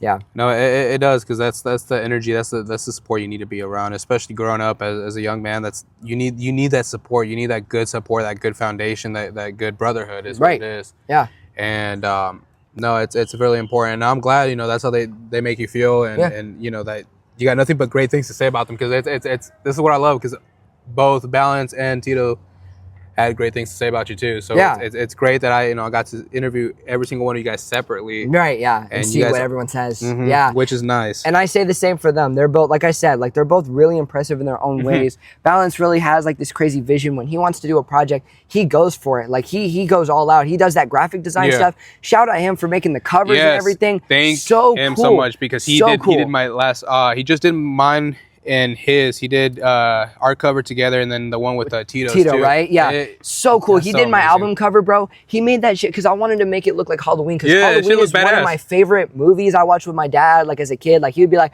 yo, like let's watch horror movies. He would try to get me on that, and that was one of my favorite movies. And I was like, I want to make that come to life, and he did it. He did it. The track list, the cover for Take Me to Trial with all of them, bro. He exceeded those expectations. He made it look really cool. And he didn't even, he's not even doing a lot. He'd FaceTime me and be like, yo, do you fuck with this? I'm like, yes, like send this now. Tito, bro, like he's always like, yeah, bro, like let's get it. You know what I mean? He's always working. He's always cooking. I always see him post snippets on his story, and I'm like, damn, like this is so catchy, bro. Like he's got such a catchy vibe. Like I'll catch like me and my girl in the car, and we're just listening. We're like, hey, like little Tito, come on. Like, yeah, let's, you know what I mean?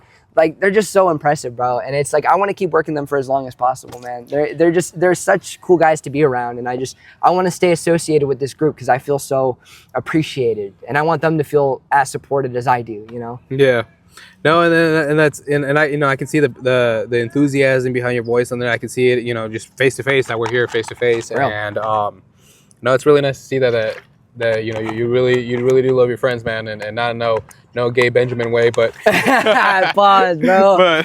Pause, bro.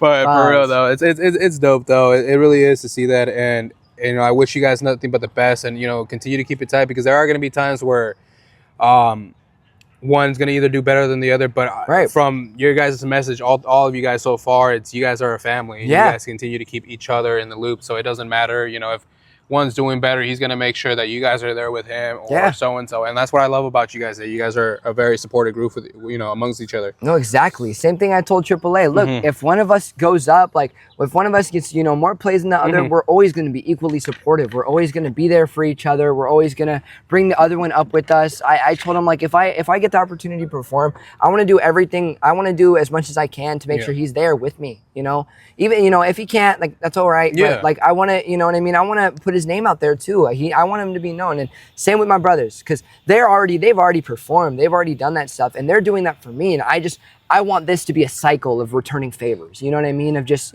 shouting each other out, supporting each other, letting the world know, hey, we're sticking together. Like we're not gonna like break apart or anything like that. No, and that's one of my missions too. Like with this podcasting is to is to get all the local artists, just everybody that's local here, because we all grew up in Oceanside, we all grew up in Carlsbad, San Marcos. We're all close to each other. North County, San Diego County, pretty much. Out. Yeah, and honestly, it's like at the end of the day, I want to be able to bring all you guys together and share all you guys' stories, because you guys are all important. You guys all have a voice and something important to share to everybody, which is unique. And for sure, a lot of folks are going through a rough time or something. They need a light, and you guys are the voice. You guys are their light, which is awesome. And so I wanted to ask, because I was paying attention to your music, and I was taking a deep dive, and I was, like I mentioned earlier off the mic when we were talking about your style. Yeah.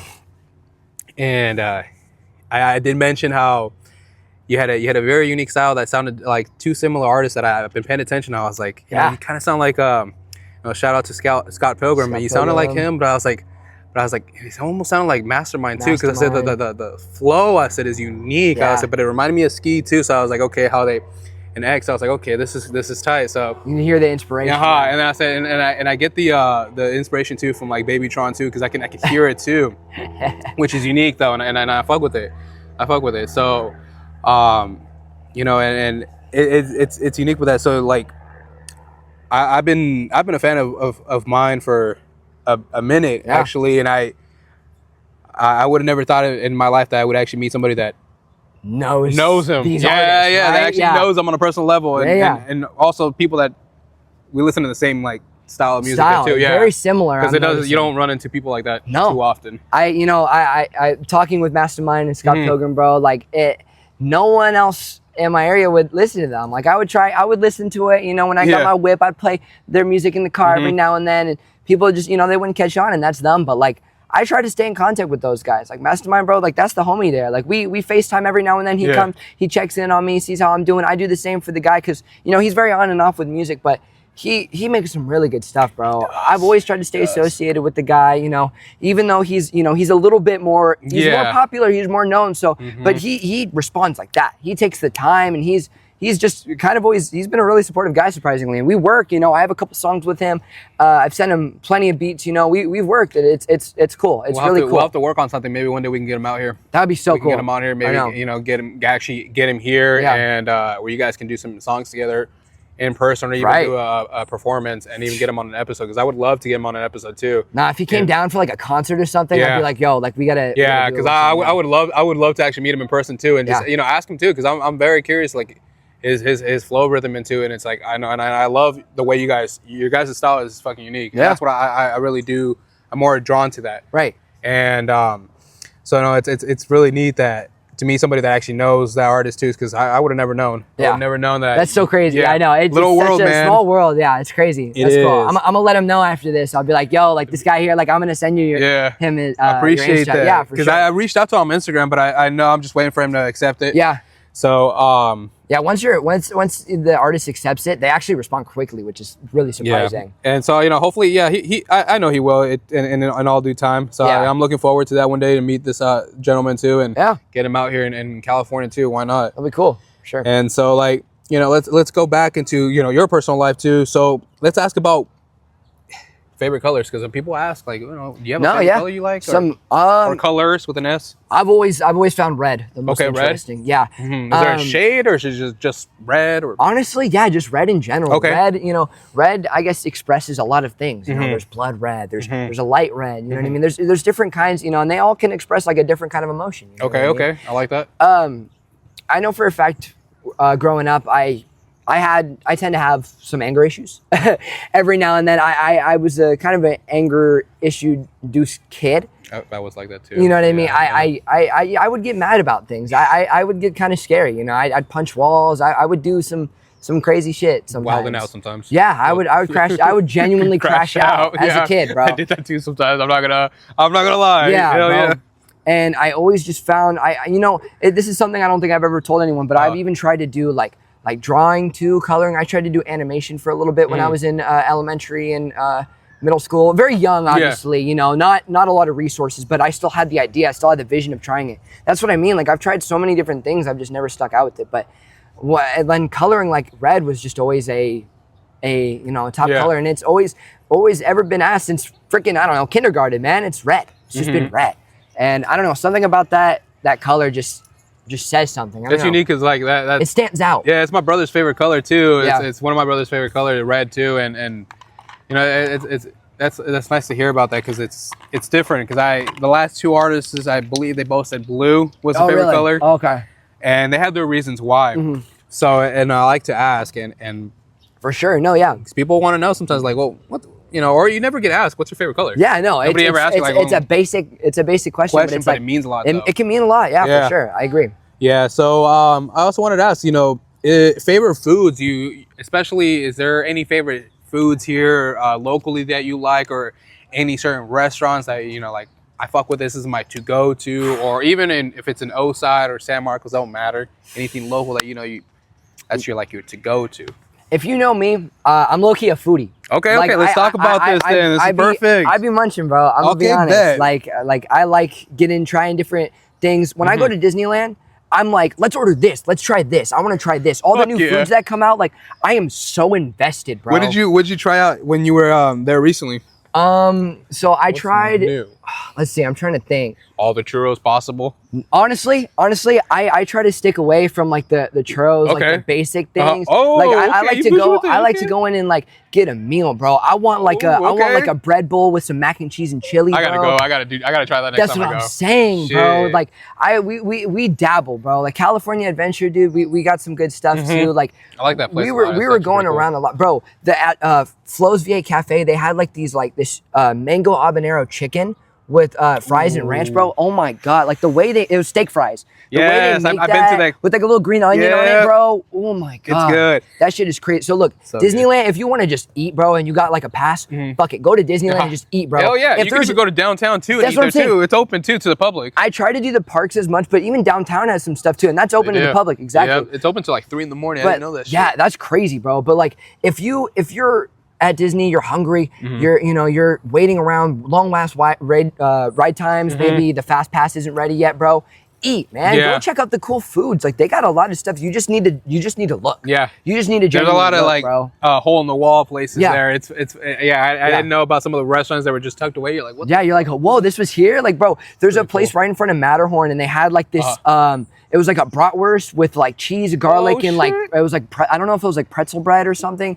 Oh my god, bro, it was so good. It sounds good right there. Sounds fire. But locally, I always see wings is always something I come back to. I love wings and things. Okay. Me and my girl, we love wings and things, bro. I like to get this thing. It's fries, and then like I just get like a mild sauce chicken, and then it's like a chipotle ranch, bro. Yeah. It is fantastic, I know. Dude. And I think if I'm not mistaken, I think Wings and Things is local. I think the first one is down in La Mesa in San Diego. I've been to that location, bro. Like that is one of my like wings is my comfort food, bro. It's like, really good. I fuck that with that and their breadsticks. Oh my gosh, their breadsticks are dangerous. Bro, if I'm like hungry and the homie, like my girl's like, you want wings? I'm like, yeah, bro. Like that gets me hyped, dude. Another comfort food is I love Jack in the Box just because like that's my childhood. Like at the end of the week, my mom's just like where it picks me up from school. She's like, "You want some Jack in the Box?" So I'm like, "Dude, hell yeah, I want some fucking curly fries. Hell yeah, I want a home style bro." Like I love chicken sandwiches too. Like all of that, dude. They're fire. And I love like soul food. Like there's a place in I don't know if it's soul food or like I don't know exactly what it's called, but there's a place down in Seaport Village downtown called Louisiana Charlie's. Oh, okay, yeah, that's soul food. I don't know if I've never been there. Louisiana Charlie. No, I've been to like I think it was like Bud Bristow's or something like that. There's another one. Oh, okay. But it's Louisiana. It's literally like Louisiana food. They got like, and we always just get like a thing of corn. We get like some mac and cheese. They got really good wings. They have all kinds of stuff. Gumbo, bro. Ooh, so you ever had the chance to go to Louisiana?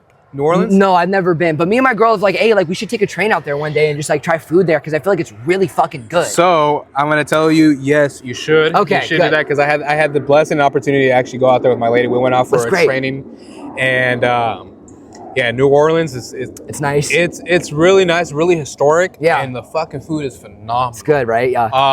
But I mean, it is just a small block of it that's really like. You got Canal Street. Canal Street is the main big fucking road where all the parades go. And that's where you actually see the Mardi Gras. Mardi Gras, right? Yeah. Canal Street. Bourbon Street is actually just one fucking long street and just bars left and right. Really? Okay. And you do have to be careful. There are cameras 24/7. Okay. But it is kind of fucking shady out there. Well, that's good that there's cameras if it's shady. Yeah. Yeah, but folks out there, you know, the food's phenomenal though. Yeah. But yeah, it is a place to go. Yeah, I would definitely love like because like we always like try to take the train and stuff like that, save on the gas and whatnot. And we're like, dude, like what if we took like a train trip or even like fly out to like New Orleans and just like try food because we want to go, dude. We want to go to Disney World. Like I've never been to Disney. I want to go to Disney Disney World too. I've never been there, and me and my lady have been wanting to do that one day. Like actually go out there. 100%. Maybe we might have to fucking go together one day. My girl's gone before, and I'm like, I want to go so bad. Yeah. Bro. Like I that would be so cool to go. Like I don't want to be in anywhere else in Florida. Like anywhere else in Florida. Like I'm good, bro. I'm good. But like, yeah, like a stop in the way. I'd like to stop. I've always loved to travel. Like I that was a thing that I did like as a kid. Now that I bring it back. Yeah. I always wanted to travel. I wanted to go to Seattle. And I did. Nice. We eventually, nice. I remember one time when I was a kid, we went to Seattle. Very rainy. Don't recommend it. But it's cool. It's cool. I go to Nevada a lot because I have family there and stuff like that. Nice. So we do a good long 8-hour drive up there, but it's cool. It's nice. It's nice. I got some folks that have a ranch house out there, and they have good Basque food and stuff. Really cool. I've always wanted to go to Chicago. I've always wanted to go to Illinois, Chicago. I've always wanted to go to New York. I want to check out. I want to go everywhere, man. Like that's something. I've been to Canada before. I went to Toronto to visit my childhood friend. Yeah. Oh, that's awesome. How was that? Toronto is awesome. Again, it's low key gloomy, but it's very city like. I love it. It's so cool and. Food's good there, bro. If you've ever had poutine, man. No, not yet. I've heard of it. Fries, cheese, and gravy. It is fantastic, bro. I gotta try it. And they have a place which they now stay at. It's like a little bit more out in the countryside. Really cool. Such a cool area. It's beautiful land. It's awesome. Yeah. Canada's amazing. So I'm trying to travel as much as possible. So if I ever get the chance to go on tour, I'm gonna say fuck yeah, bro. I'm gonna say hell yeah, bro. That's what I'm talking about. So yeah, for sure. No, that's awesome. Okay. So no, that's really nice. You know. Shit, didn't know you were a foodie like that. That's pretty cool. Bro. What about favorite drinks? Is there anything that you like?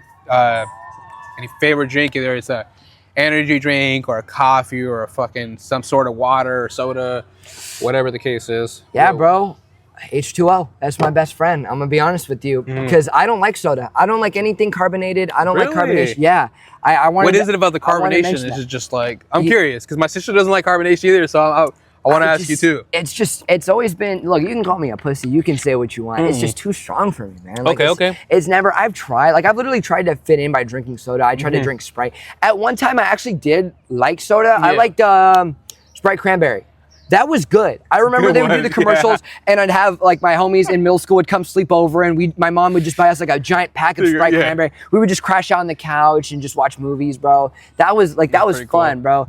But I don't know. Eventually I stopped. I also fear kidney stones, bro. Like that's why I don't drink because that like dark soda, like sure like a light soda like a 7-Up, but even then the carbonation I feel like is too strong. But like I have a huge fear of kidney stones, bro. Like, so that's the problem. Yeah, I wanted to actually tell you about that because now kidney stones. Some bug just took a shit on my phone. That's what I'm saying, bro. They're taking mad shits out here. Yeah, no, they some like no with the kidney stones it runs high in my family. It really does. And yeah, a little bit me too actually. My pops has had a few kidney stones here and there, and just seeing him go through that process is fucking insane. I feel so bad. Yeah, literally same with my pops. Yeah, I remember that just happened, and I was like, oh my god, like I don't want to experience that. Like that's scary, man. So for me, like I used to be addicted to drinking like Red Bulls because I'm a caffeine fiend when it comes to caffeine. I'm really like because for me caffeine helped me with my anxiety, so like it helps you balances it out. It's kind of weird. It's like I have to drink a Bang or usually that's what I drink is peach mango Bang. That's my to-go-to like a because it's Monster, high. Red Bull. Yeah. Okay. But I usually drink with Bangs and clear drinks now. Reason being I used to drink Monsters, Red Bulls and stuff like that, and I was like religiously drinking fucking Red Bull. Got to a point where I got a stomach ulcer. Oh. So yeah, I ended up having a fucking stomach ulcer and no fun. No. It's the taurine that really rips through your stomach. Yeah. So be mindful when you drink Red Bulls. Don't drink too many. I just don't drink them flat out, bro. There you go. That's even better. Yeah. I was just gonna say don't or just drink the clear stuff. There works. is a Monster I tried actually. My girl got it and she got it at Disney too when we were just up there. It's like it's a pink one. I forgot what it's called, but it's a pink Monster. And it's actually really good. Like I was like, okay, I fuck with this. The carbonation was low key low, and I liked it. Oh, it's a zero sugar one. I don't. That's the one with like low carbs. It could have been, yeah, but it was a pink one. So if someone wants to do the research, I'd like to know. I'll have to check it out. There's a couple. Yeah, but it was good. But no, personally, you'll catch me. Is there a certain like water brand though that you like, or specifically? Not really, bro. I got my water from the fridge. But you know, smart water hits. You know what I mean? As long as what's the one that has like sodium in it that's like bad? Is it Dasani or Aquafina? Whatever. The one with the salt in it, I don't like it. But I don't care. Water's water. But if we want to talk like drinks, bro, I love me a good Oreo milkshake, bro, like a cookies and cream. Oh, nice. Okay. I could fuck one of those up. You have any specific place that you go to for milkshakes around here, or anywhere that you know that's? You know, Handel's actually does a good milkshake. I would get a cookies and cream at Jack in the Box, but Handel's does it. Those are fire, always. But yeah, Handel's does a good one. I also I'm also a coffee guy. Me and my girl go to Starbucks like almost, I like to say religiously. Yeah, me and my lady too. I feel you. And people can judge me for that. I will get so like such a crazy. I'm getting the cold foam on that shit, bro. Ooh, like I like to get it. I like a sweet ass like coffee. Bro. So whenever like the fall drinks come out, the winter drinks, I'm like, babe, get that. Oh, I want that one. Sir. You know what I mean? Like I want to try caramel all the brulee. different. Yeah. Let's get that. Let's get the peppermint hot chocolate. Nice apple macchiato, bro. Like give me that, bro. And I don't know, like I make coffee at home majority of the time. I literally, me and my mom, like she'll go to this, when she goes to the store, she'll grab or I'll grab it too, like a canned cold foam. Yeah. Like cream, you know what I mean? You know, get a little milk, a little creamer, and then you do the cold, bro. It's so good, bro. That's pretty cool. And then I'm up for the day. Like I drink it before I go to work, before I go to class, dude. Like it gets me up for the day. You know what I mean? If not, it's Starbucks. Yeah. You know what I mean? No, it doesn't fail. No, Starbucks is good. I do like juices too, like high C, like fruit punch high C, orange high C. I'll get those every now and then. Nice. But yeah, I'm avoiding soda. That's me. Yeah. No, and you know, I respect that. There's nothing wrong with it. There's nothing wrong with that at all. Like, people can judge all they want, but like at the end of the day, you're not the one that's gonna have fucking kidney stones. So, I'm doing a lot. I'm doing a lot. It's good. It's good though. Yeah. So It's good. I stand by that. So you know, I wanted to ask, like, do you have a favorite amusement park? Because I think you kind of hinted it's kind of Disney, but is there another amusement park that you like to go to? Another favorite one, or? Well, I'll be honest. Again, growing up, I didn't like fast rides. I was always scared. My parents actually tried to take me to Disney when I was younger, and I was scared, bro. Like I didn't like any fast rides. Like I don't know, man. Like even like when I was a kid at Legoland, bro. Like I didn't want to do the coasters. Like I was just so scared of everything, man. Like I at some point in time, I was living with a lot of fear. And when I met my girl, you know, her family, you know, would take me to Disney and stuff, and I just slowly started adapting. I'm like, dude, this is nothing. Like, this is fun. Like, I would do Incredicoaster like 2-3 times. We did Incredicoaster like 2 or 3 times in a row, fucking fun ride. It's a good ride. Now I regret not doing it when it was California Screaming, bro, because like that's when I was scared of it. And now I haven't gone to too many parks. I went to Knott's one time when I was a kid. That's where I did my very first roller coaster. I went to SeaWorld not too recently with my cousins and my girl. That was fun. We did a couple rides on there. I forgot the names of them, but that was actually pretty cool. Yeah. But I'll be honest, I haven't been to too many amusement parks. So. Do you do like haunted houses and stuff? Like, cause I know you said October is your favorite, like Halloween's your favorite month. I do fuck with Halloween. I do like the haunted houses fall like you got season. going to, or you not do that, or? I'm not really too much. I'm a scary movie guy. Okay. I'll be honest. That's what I mean. Like I love Halloween the movie. Yes. And I love like Scream. I love all the classics. I'll even watch like some other. I used to watch Kill Counts when I was a kid. Yeah. Like I don't know. There was this channel called like Dead Meat or something like that. I would watch like Kill Counts, like, and I'd watch the full movie, and I'm like, oh shit, like this is interesting. Like I'm eating my lunch and I'm just watching this shit. But haunted houses, I've never really gone to. I would maybe do. What is it? Fright Night at Universal? Is that what it's called? Yes, I've been wanting to do that. Yeah. But I heard there's mixed emotions about that. So some of my coworkers and friends have said that it is super fucking cool. Yeah. But it sucks because it's super packed. It's so busy. what they do is they oversell tickets. Okay. And you're pretty much there like nut to butt next to somebody else, and like when you're going through the okay, I see. Yeah, because we were thinking we would get like the passes where like we get in early so we can do some of the rides and then go. Yeah. Don't do they kick people out of the? They kick people out of the park, right? Because you got to buy a separate ticket. Yeah, I think so. I think they let you in earlier or something. And that's how it was with Sweethearts Night at Disney. Like when me and my girl went to that was so fun because the wait times were like 25 max. Sorry for that. But they were like 25 max, bro. And it's like, this is a blessing, bro. Like I can wait this. If it's like more than 45, like the max I've waited was 45 for Rise of Resistance. And that was worth it because that's the only time I've been on the ride. But anymore, bro, like you're not gonna catch me in a 110-minute line for cars. I got a better thing. I'll rather go walk around and look at something right now. Exactly. Yeah, I'll go do the freaking little games, bro. I'll go do Astro Blasters when it's like that's pretty cool. 5 minutes, bro. You know what I mean? Like it's that's just dope. Yeah, it's just not But I'd say probably Disney is my top, and SeaWorld's a cool runner-up too. Yeah. So I wanted to ask, like, so we're getting almost close to wrapping up the show, and it's been honestly great to have you on. I've learned so much from you, and it's been an honor. It's been a blessing to have you on. But there's just a few more questions before we wrap it up. 100%. So wanted to ask, like, this is very important for for society here. Yeah. So what are some changes that you've noticed in society in like the past 5 years, like, or past 5 years, 10 years? What have you noticed that's changed heavily? Like in general or like music related? Yeah, no, general and music related, both actually. Okay. So we can do one and the other. Well, I could definitely say for music, that's one that comes to my head, attention span. Yeah, let's talk about that. I've seen like songs like my dad listens to, they're like 5 to 10 minutes long. I've noticed that. And I'm like, damn, they like back then, like again, I didn't listen to too much music. It was just like my mom's playlist, like again, Chainsmokers, you know, those 2 to 3 minute songs, yada yada. Yeah. But like I'm noticing like people had so much more attention span for songs back then. Now you got to make a song that's like 1:30, bro.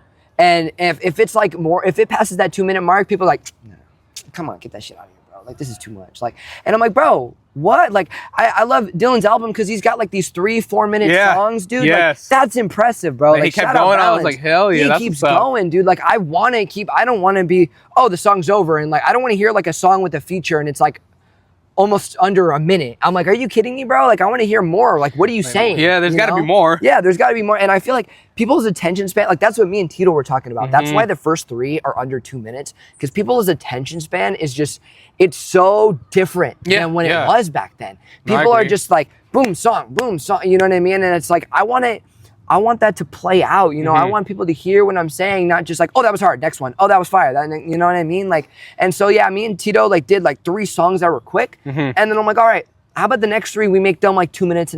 Let's make them a little bit long. So that was kind of like our objective for the ones who want to listen to the fast songs, the ones who want that the longer attention span. You know what I mean? So I feel like definitely when it comes to listening to music, a society change is attention span. I have noticed that too. Yeah, it's crazy. You can see it everywhere. Yeah, songs aren't that long no more. Albums are, you can listen to almost a whole album in like 18 minutes. Right. It used to be 36 minutes, 40 minutes, an hour. Like I remember that, and you know, but I understand it's part of business, and yeah, it is. It's the way that people are changing, and it's adapting and overcoming. So you got to adapt to what society is changing to. If it's short attention span, then all right, what can we produce? What can you drop that is going to catch your attention? Right. It's quick, catchy, snappy. Like you got, because you want them to get hooked right away. But you want to be able to let people keep going. Like I was surprised. Like if you've seen like some of Future's old songs, they're like 4, even 5 minutes long. Like I've seen that stuff. But there's a song on his newest tape. It's like 1:30, and I was like, really? Like when you see an artist post a short song, like even Travis Scott has a couple like just almost a little bit over 2 minutes. I'm like, really? Because I'm not used to that. Like I'm used to hearing a long ass 3 to 4 minute like dialogue of a song. And then I see that and I'm like, wow, like it's cool. Like sometimes the shorter, I'll be real, sometimes the shorter songs are the hard ones. Those are the ones that are really like, those ones are turned, bro. But I get surprised and I'm like, really? Like they made the song that short? And yeah, sometimes I'm like, I want to hear more. Like Don Toliver, Donnie Darko. I don't know if you've heard that song with Lil Uzi. It's good. I think it's awesome. The beaten one, the 2-in-1 beat, but why is it like 1:50? It's like pretty short. I want to hear more. You know what I mean? I want to hear more. I want to hear more of Uzi. I want to hear more of Don. Like I don't know. I just I like it. It was a good song. It was really fantastic, phenomenal song. The one with Yeet too is crazy. That one's a good length, I feel like. But like I don't know. I just sometimes I want to hear more, and I feel like just people just attention span has completely changed over the years. You know, hopefully we start going back to where, you know, folks are wanting to sit and listen to more than 2 songs of 2 minutes of a song, 3 minutes. Like let's try to get back to listening to 3-4 minute songs, like where people are able to tell the story, people are able to express this and this and that, like real, instead of trying to shove it in 45 seconds or under a minute. Like I want to shout out like Balance's song. He's Falling Through the Keys. How he keeps going on this guitar melody and he switches it like 4 times. Yeah, but he just keeps talking.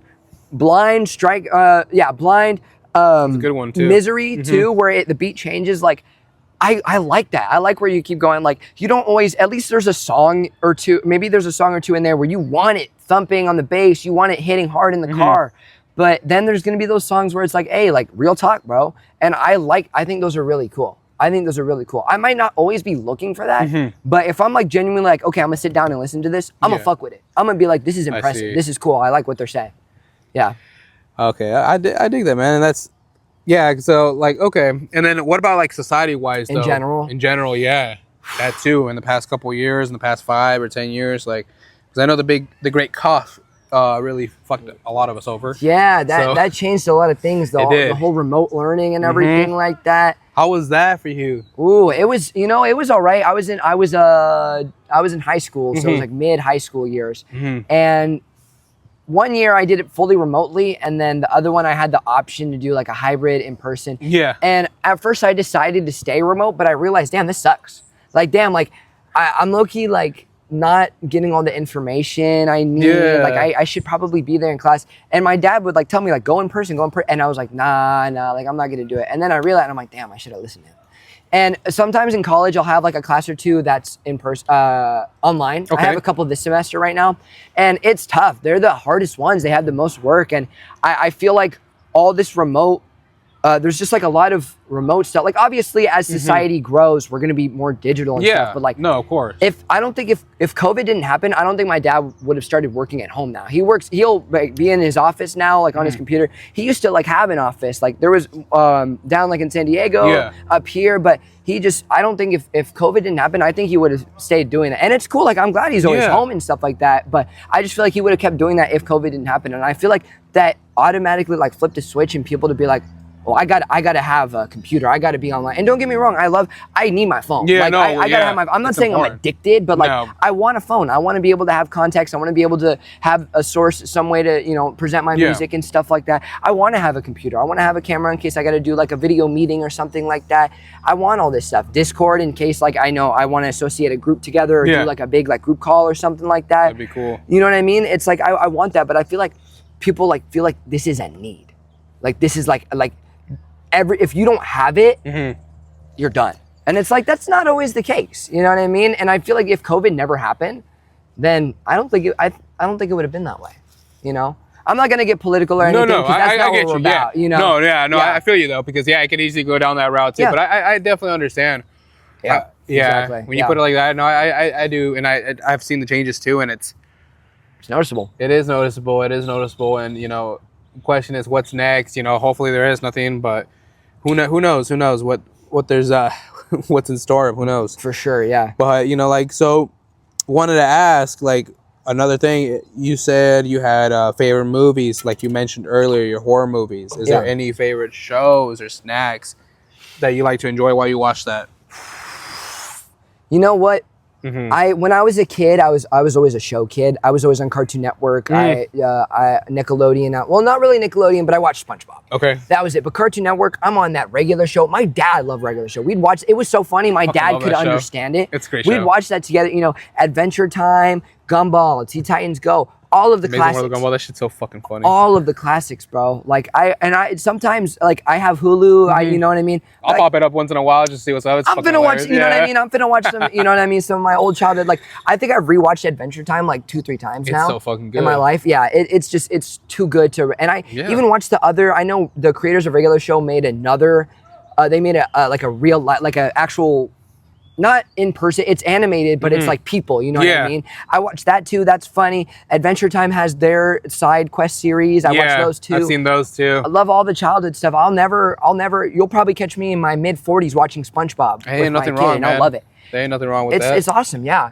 And I'm gonna be really sad when these shows get, fully outdated, because, some of these shows aren't even going anymore. Yeah, no, it'll happen. That's gonna get forgotten about, and I wanna make sure I never forget about that.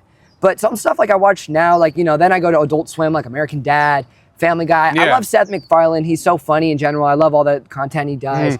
I liked Rick and Morty at one point until Justin Roiland got, all that stuff. Yeah, Wilden. Yeah, the Wilden. I still watch. There's another series he created called Solar Opposites. Yeah, I've seen it. I watch it. They have a different actor for him, but I still watch it. I still think it's kind of funny. I think it's cool. But I don't know. I don't watch too many shows aside from I watch a lot of Law and Order with my girl. Okay. We watch a lot of Law and Order. Nice. And any crime documentaries, little limited series of something that happened. Maybe it was a sexual abuse case or something like that. Those are really interested. I really want to be informed what the fuck is going on in this world. It's important. All the bad. It's really important, and it's really interesting because it's how can we avoid this? You know what I mean? It's just we need to just put this message out. You know what I mean? And I think it's good that they do the limited series on Netflix, because not only is it interested, it keeps you hooked, but it gets you the message sent to you. Sometimes I'll watch little stuff I've never wanted to watch before, but because my girl wanted to watch it, like reality. I never thought I'd watch Jersey Shore until my girlfriend was like, "Oh yeah, let's watch reality TV. Let's watch rom-coms." That was me. I feel Right? I feel you on that. At first I'm like, why would I watch this? Like, why would anyone watch this? And I'm like, wait, why are they doing that? Like, what's going on? I get so invested, funny. bro. Like the classic boyfriend thing. You know what I mean? And she'll be like, oh, let's watch like a rom-com, like about a girl interested in like two guys. I'm like, man, this shit's stupid. I'm like, wait, why did she do that? Why is she like this guy? You know what I mean? It's like funny because Balance and Tito said the same thing. I remember I heard the one with Balance, yeah. Tito and I said the was like, same that's thing so about that too relatable. with the shows. He's like, It's yeah, so we're relatable, watching bro. that. And Yeah. But those are like the Adult Swim stuff too, and even the childhood shows. Like you'll catch me watching that shit when I'm older too. Like those are some tops, 100%. No, it is. It's great stuff, and there's nothing wrong with it. Like it's pretty dope. And I'd say I love horror movies, but my favorite movie of all time, Lego Batman movie, bro. Really? I don't know if you've ever seen it, but it is hilarious. I have, actually. It actually like It's a great movie. You would be surprised how much actual like not adult humor, but adult humor is in it. And there's like a lot of jokes that just get passed out. Will Arnett is hilarious. You don't catch it. If you don't catch it, you're like. I remember I was in the crib really sick. I had I had 103 fever, and I was in my bed.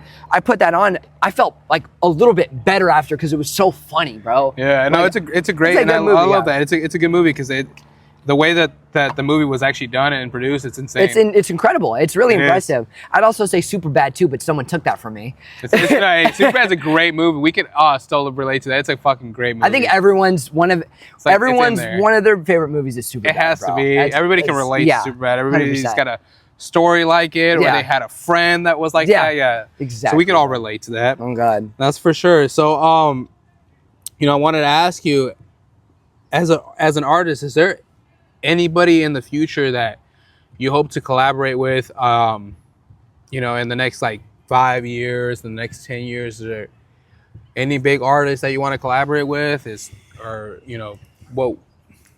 your plan? I mean, dude, yeah, I would love to work with, all of the artists I listen to, really, like all of the, it sounds stupid to be like, oh, I want to work with Playboy Cardi, you know what I mean? I want to, but like, genuinely, bro, like I want to work with Lil Tecca, man. Like I want to work with that'd be really cool to get you guys on a song. Exactly, man. It would be so cool to work. I don't know, people might not know who 4-5 is, but he's a really cool artist. He makes like really hard, like aggressive, but it's like a different sound. Really cool. Okay. Even just like Future or something like that. Ski Mask the Slump God, 100%. That has been a #1 pursuant ever since I was in middle school. I've always wanted to work. I have. If you look at my old DMs with this guy, bro, it looks like such glaze. What do we got to do? What do we got to do? Yeah, what has to happen to get you, Mind, and Ski on a song together? All three of you guys. That'd be incredible, bro. That's what I want to hear. See, me and Mind are there, bro. But it's all about gotta get Ski. Yeah, I gotta get Ski, bro. What do we got to do? Just make the most ignorant but like hard song ever. How many? Do we have to have the Around the Loop audience like reach out to Ski on Instagram and tag him in on this? That's what I'm saying, bro. Do we got to, because we'll manifest this. We'll make this somehow happen. I would, bro. It'd be fire. There's a lot I would do to work with Ski Mask, bro. That's a crazy opportunity to have. Even just like say what's up and see him, or like mention the fact, or send him a beat, bro. If I heard a snippet from Ski or something and I heard my beat, I would flip the fuck out. See, that'd be really sick too. Yeah. Honestly, it would honestly really be fucking nice. I'm actually in contact, so I try to work with a lot of producers. There's this guy named Cade. He's worked with Destroy Lonely many times. Yes. He's produced with a bunch of his work. He's worked on other stuff too. I think I don't listen to her, but he's worked with Molly Santana. Okay. He's worked with a bunch of these artists, and he's just really good. And I have a bunch of loops with him, and I work with him a lot, and I send them out, and I'm just hoping one day I'm gonna hear an artist snippet and it's my drums or my beat, and I'm just like, I didn't make it, but I made something. You know what I mean? So it would feel really good. That would be really sick to hear that. Would you because that would be really nice. Yeah. That'd be really nice to actually see that and manifest that. It would be crazy, yeah. And like, wow. No, that's really nice. I really like hearing that, because that's different artists have different answers of who they wanted to collaborate with and stuff like that. No, for sure. And no, you have a unique answer too. Yeah. So I wanted to ask, like, we got just about 2 more questions before we get closer to legit wrapping it up. But cool. I wanted to ask you, if you had a message for yourself or for the younger version of you, what would you tell yourself as a kid? So if you were to look at yourself right now and the younger version standing in front of you, what would you tell them? I'd just be like, look, bro, like, don't try so hard to be what you're not. Don't try to purposefully forget who you are. Sure, you may be socially awkward. Maybe you have a lot of anxiety. Maybe people think you're weird, but don't lose sight of who you are. Don't try so hard, because then you're just going to look weirder. It's okay. Like, it comes back to my name, Kelken, how it's just one letter off. It's okay to be different, to, you know, try a little something that people wouldn't expect you to do, but don't completely cancel yourself out. Don't forget who this was and create a whole new persona, a whole new, you know what I mean? Like, people will see me at work and I'm like, hey, how you doing? Like, I have a really, like, I guess you could say like a guest service attitude, if you could say, like, you know what I mean? Like, if I'm at work, you know what I mean? Like, I'm like, hey, like, you know, like, I'm there, like, I'm present. You will see me. Good. But then, like, it's a whole different thing with my friends. And it's not like I'm trying to be different. I'm not trying to show. It's just like, this is all me. But at this time, this part is presented. At this time, this part's presented. It's still all there, though. I'm still all together. I'm not forgetting, oh, I'm Kellen. Like, this is who I am, you know? And I feel like my younger self tried to do that so much. And it wasn't good. It didn't feel good. It didn't feel right. It didn't feel like I was doing the right thing. And it sucks because it took so long for me to realize that until, like, I mean, middle school, I tried the music, but I was still doing things that was pushing me away of who I was. I was wearing, you know, I just, the stuff I was wearing, the things I was doing, I was saying, it's just like, that's not you. You know what I mean? And I think it took me up until, like, towards the end of high school for me to realize that, really, which sucks. So, but I'm glad I've now, like, grown up really and changed, you know. And that's what I tell myself. I would just be like, look, dude, don't forget who you are. That's a phenomenal answer. Scratch your origins. It really is. Honestly, I really like that answer, and it's because I know it's hard to come up with an answer like that right on the fly. And you know, I do appreciate you doing that and be able to tackle that question like that, because it is a deep question. It really is. It makes you sit there and wonder, like, okay, because people are going to get to know about me, and so it's like, all right, what message do you have to yourself? So now that you had a message to yourself, what message do you have to the world? That's the last question for this interview, and then we'll start wrapping it up. To the whole world, man. If you had one message for the world, what's your message? Or, you know, what would you be able to tell the world if the world's like, you know, I want to know. I remember Kelken because his message to the world was this, and what would that be? I know it's hard, so it's all right. You can take a second. It's okay. It's no worries. What the people say when people doubt you, use that to just keep going. It sounds so, I'm sorry, it sounds so fucking cheesy. Don't be sorry at all. No. But it's like the people who are underestimating you, the people who are throwing shots, don't take that as, okay, I gotta listen to this. You break the rules. That's what it is. Break the rules. Go against the status quo. Don't listen to that. Think about what people aren't doing and fucking do it. Take that shit. And use all the hate, the negativity as a way to keep going, as a reason to keep going. That's probably my message to anyone, because anyone has a dream. Anyone has a passion. You're podcasting, you know. Despite the fact Balance, you know, makes music, he's got the graphic designing. If people say, hey, you know, that's not quality or that doesn't look good, use that as a reason. Damn right it does, actually. It actually does. Like, I'm not going to listen to what you say because I don't care. I don't care. If you support me, that's great. Like, I do care. That's awesome. But if you don't, that's nothing to me. That means nothing to me. And that's what everyone should think. That's what everyone thinks. I appreciate your answer on that, man. Yeah, because that's why people stop. That's why people, you know, they might get to a bad place. Unless, obviously, if they already, you know, started out with it or, you know, they didn't have a choice. You know, my respect and all my condolences to them. But, you know, if you have the choice, don't let that take you under. Don't let that get you down and be like, oh, fuck, man. And then what? You start falling into drugs. You start falling into all these kind of things. And it's like, don't let these messages, these like little shots, this hate, don't let that take you under the bridge into a bad place, bro. Don't go. No, I agree with you on that. I agree with you with that, because it's especially hard, especially when you're starting on your own. It's like, you know, you hear your first snippets of your first audio clippings, and you know your first songs. You're like, fuck, this is trash. It's trash. It's terrible. You know, like, fuck, you know. And then it's like, for me, like, that's why I posted my first episode. You hear out there, I have the mics in my car. They're these little fucking $25 mics, the embarrassing little Barbie mics, but. It was how I started, and you know, we all start somewhere too, which is, you know, and you got to keep consistent, but it doesn't always take the most expensive equipment to like it does get your show. No, it doesn't. I was starting out with like let's see, I started out with just like the headphones, like, you know, just the Apple headphones. I had like a just like a really simple desktop mic. Went to like a Blue Yeti, and then even still the AT2020 that I have is like what, 100.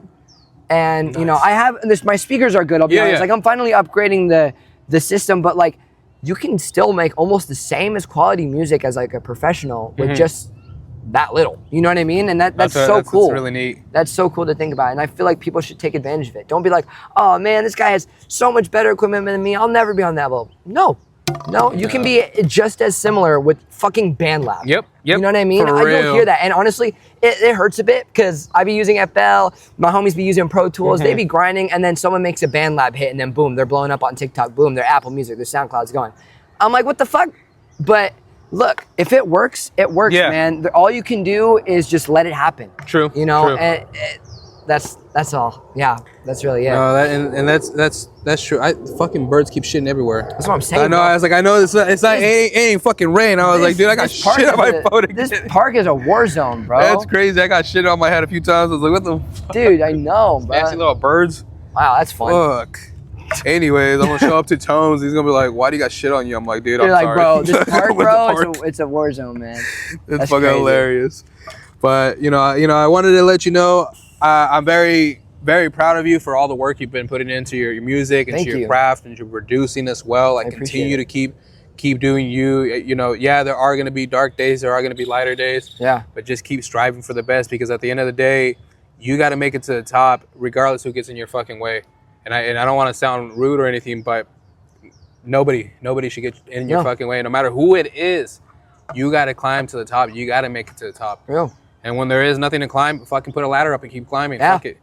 And keep making it happen, you know. And, you know, I'm looking forward to doing more episodes with you, having you on the show here and there. For sure. I would love to. 100%. You know, I am working on something that we're going to have all you guys in one big ass episode. That would be awesome. So that'd be really we're going to cool. set that up where we have you, Balance, Tito, and we also have Tones on there as well. Like, and I try to get Giddy on all of you guys that I interviewed together one day. That'd be cool for that'd me. Be awesome. For even because Balance said something about wanting to do like a pizza episode. I was like, well, fuck, I got pizza oven. We can make pizzas and even make a whole complete like hell yeah, separate bro. episode like that. So that's tough. I like it. That sounds fun. And I really appreciate it, man. And thank you for your time. Thank you for taking your time out of your day to be here with me and be able to, you know, express your story and share your story with the world. Like I really appreciate it. Thankful for that. I really appreciate it because I've never got the opportunity to kind of sit down. The only time I did this was for my like my high school news after I graduated. And honestly, I don't think it was taken, you know, seriously too much. It was cool to see it on there. You know, that's my school. You know what I mean? It's cool,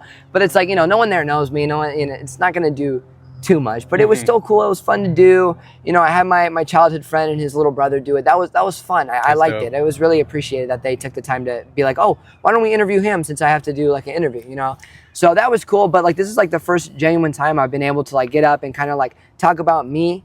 And I hate to sound selfish, but that's something I've kind of always wanted to do. No, and there's nothing wrong with that, you know, and I know, and you might think to yourself, yeah, that sounds this and that, but it's okay. It's okay to be a little selfish. It's okay. There's nothing wrong with that. It's just how you express that emotion. So if you know, it's okay to be selfish and love yourself and be like, yeah, I wanted to do this for myself. I wanted this.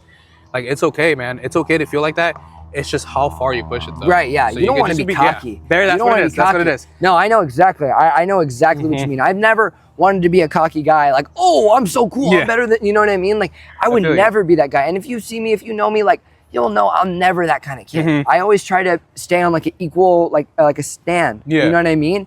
And I don't want that to ever change. If I do get seen, if I get noticed, like I said, I want my brothers to come up with me. You know, obviously I feel like I don't think I'm going to be the one that's going up first. I feel like there's a lot more talent, but regardless. You guys are all unique, man. All you guys are unique, man. And that's why I want all of us to come up together because we're all here. We're all supporting each other. And I don't want that shit to quit. Like, there's some crazy momentum. There's crazy movement going on here. And hell yeah. It's going to get shown, man. It is. The next time, like, there's a Just Sound Fest, bro, or something like that, like, it's going to be crazy. It's going to be wild, man. And I feel like if we all, you know, keep putting in our 2 cents in this, we're going to make it somewhere. You know, and even then that's what I like about it. And I appreciate that. Honestly, I really do. And you know, my dream one day is to, just have the voice heard all over the world and get invited out to different countries, get invited just because, you know, we love your podcast. We want you out here. Like, and have that opportunity to bring you guys out there too. Like, Yeah. I would love to have people that I can bring onto a tour one day when I go podcasting one day, because I'm gonna do that. It's gonna happen, and I'm looking forward to it. And I'm looking forward that your music is gonna be shared around other places too. If it hasn't even been heard yet, it's gonna be heard there. So it's a blessing, and I love that we're able to work together, and hopefully we continue to stay in touch and everything, and just help each other out, because that's what this is all about, man. 100%, bro. So like I said, I really appreciate your time, and thank you. Thank you for today's episode. I'm looking forward for everybody to hear this, because this is gonna be a good one. Yeah, for sure. They're all gonna be good, bro. Yeah, they are. I heard Actually, the I'm one excited. with Balance. I'm hyped for the one with Tito. I'm hyped for the one with Tone and everyone else, bro. Yes, sir. It's gonna be really cool. And I think what you're doing here is a really cool. You got a really cool concept going, Thank man. you. And you're gonna do this with bigger artists. You're gonna do this shit with world leaders one day, bro. Trust. So One day just that'll keep it happen. going. Yes, sir. Yes, Just sir. keep it going, man. Yes, sir. And I It's really fun. appreciate that. Thank you so much for that. And like I said, everybody, thank you guys for listening to today's episode of Around the Loop. But it sounded like some bedtime. Wrap the headboard, I'ma make a fucking landlock. What I got in store, they can sit down for this TED Talk. I don't want no dead stocks, I just want some new shit. One day I'll blow up, no Al-Qaeda on some new shit. I just called up your little bank, they said you had none. What could you crying, you got a problem that I done? Shorty, she like me, she wanna go stay and stack up honey buns. I ain't gon' play no games, but his partner tryna go front.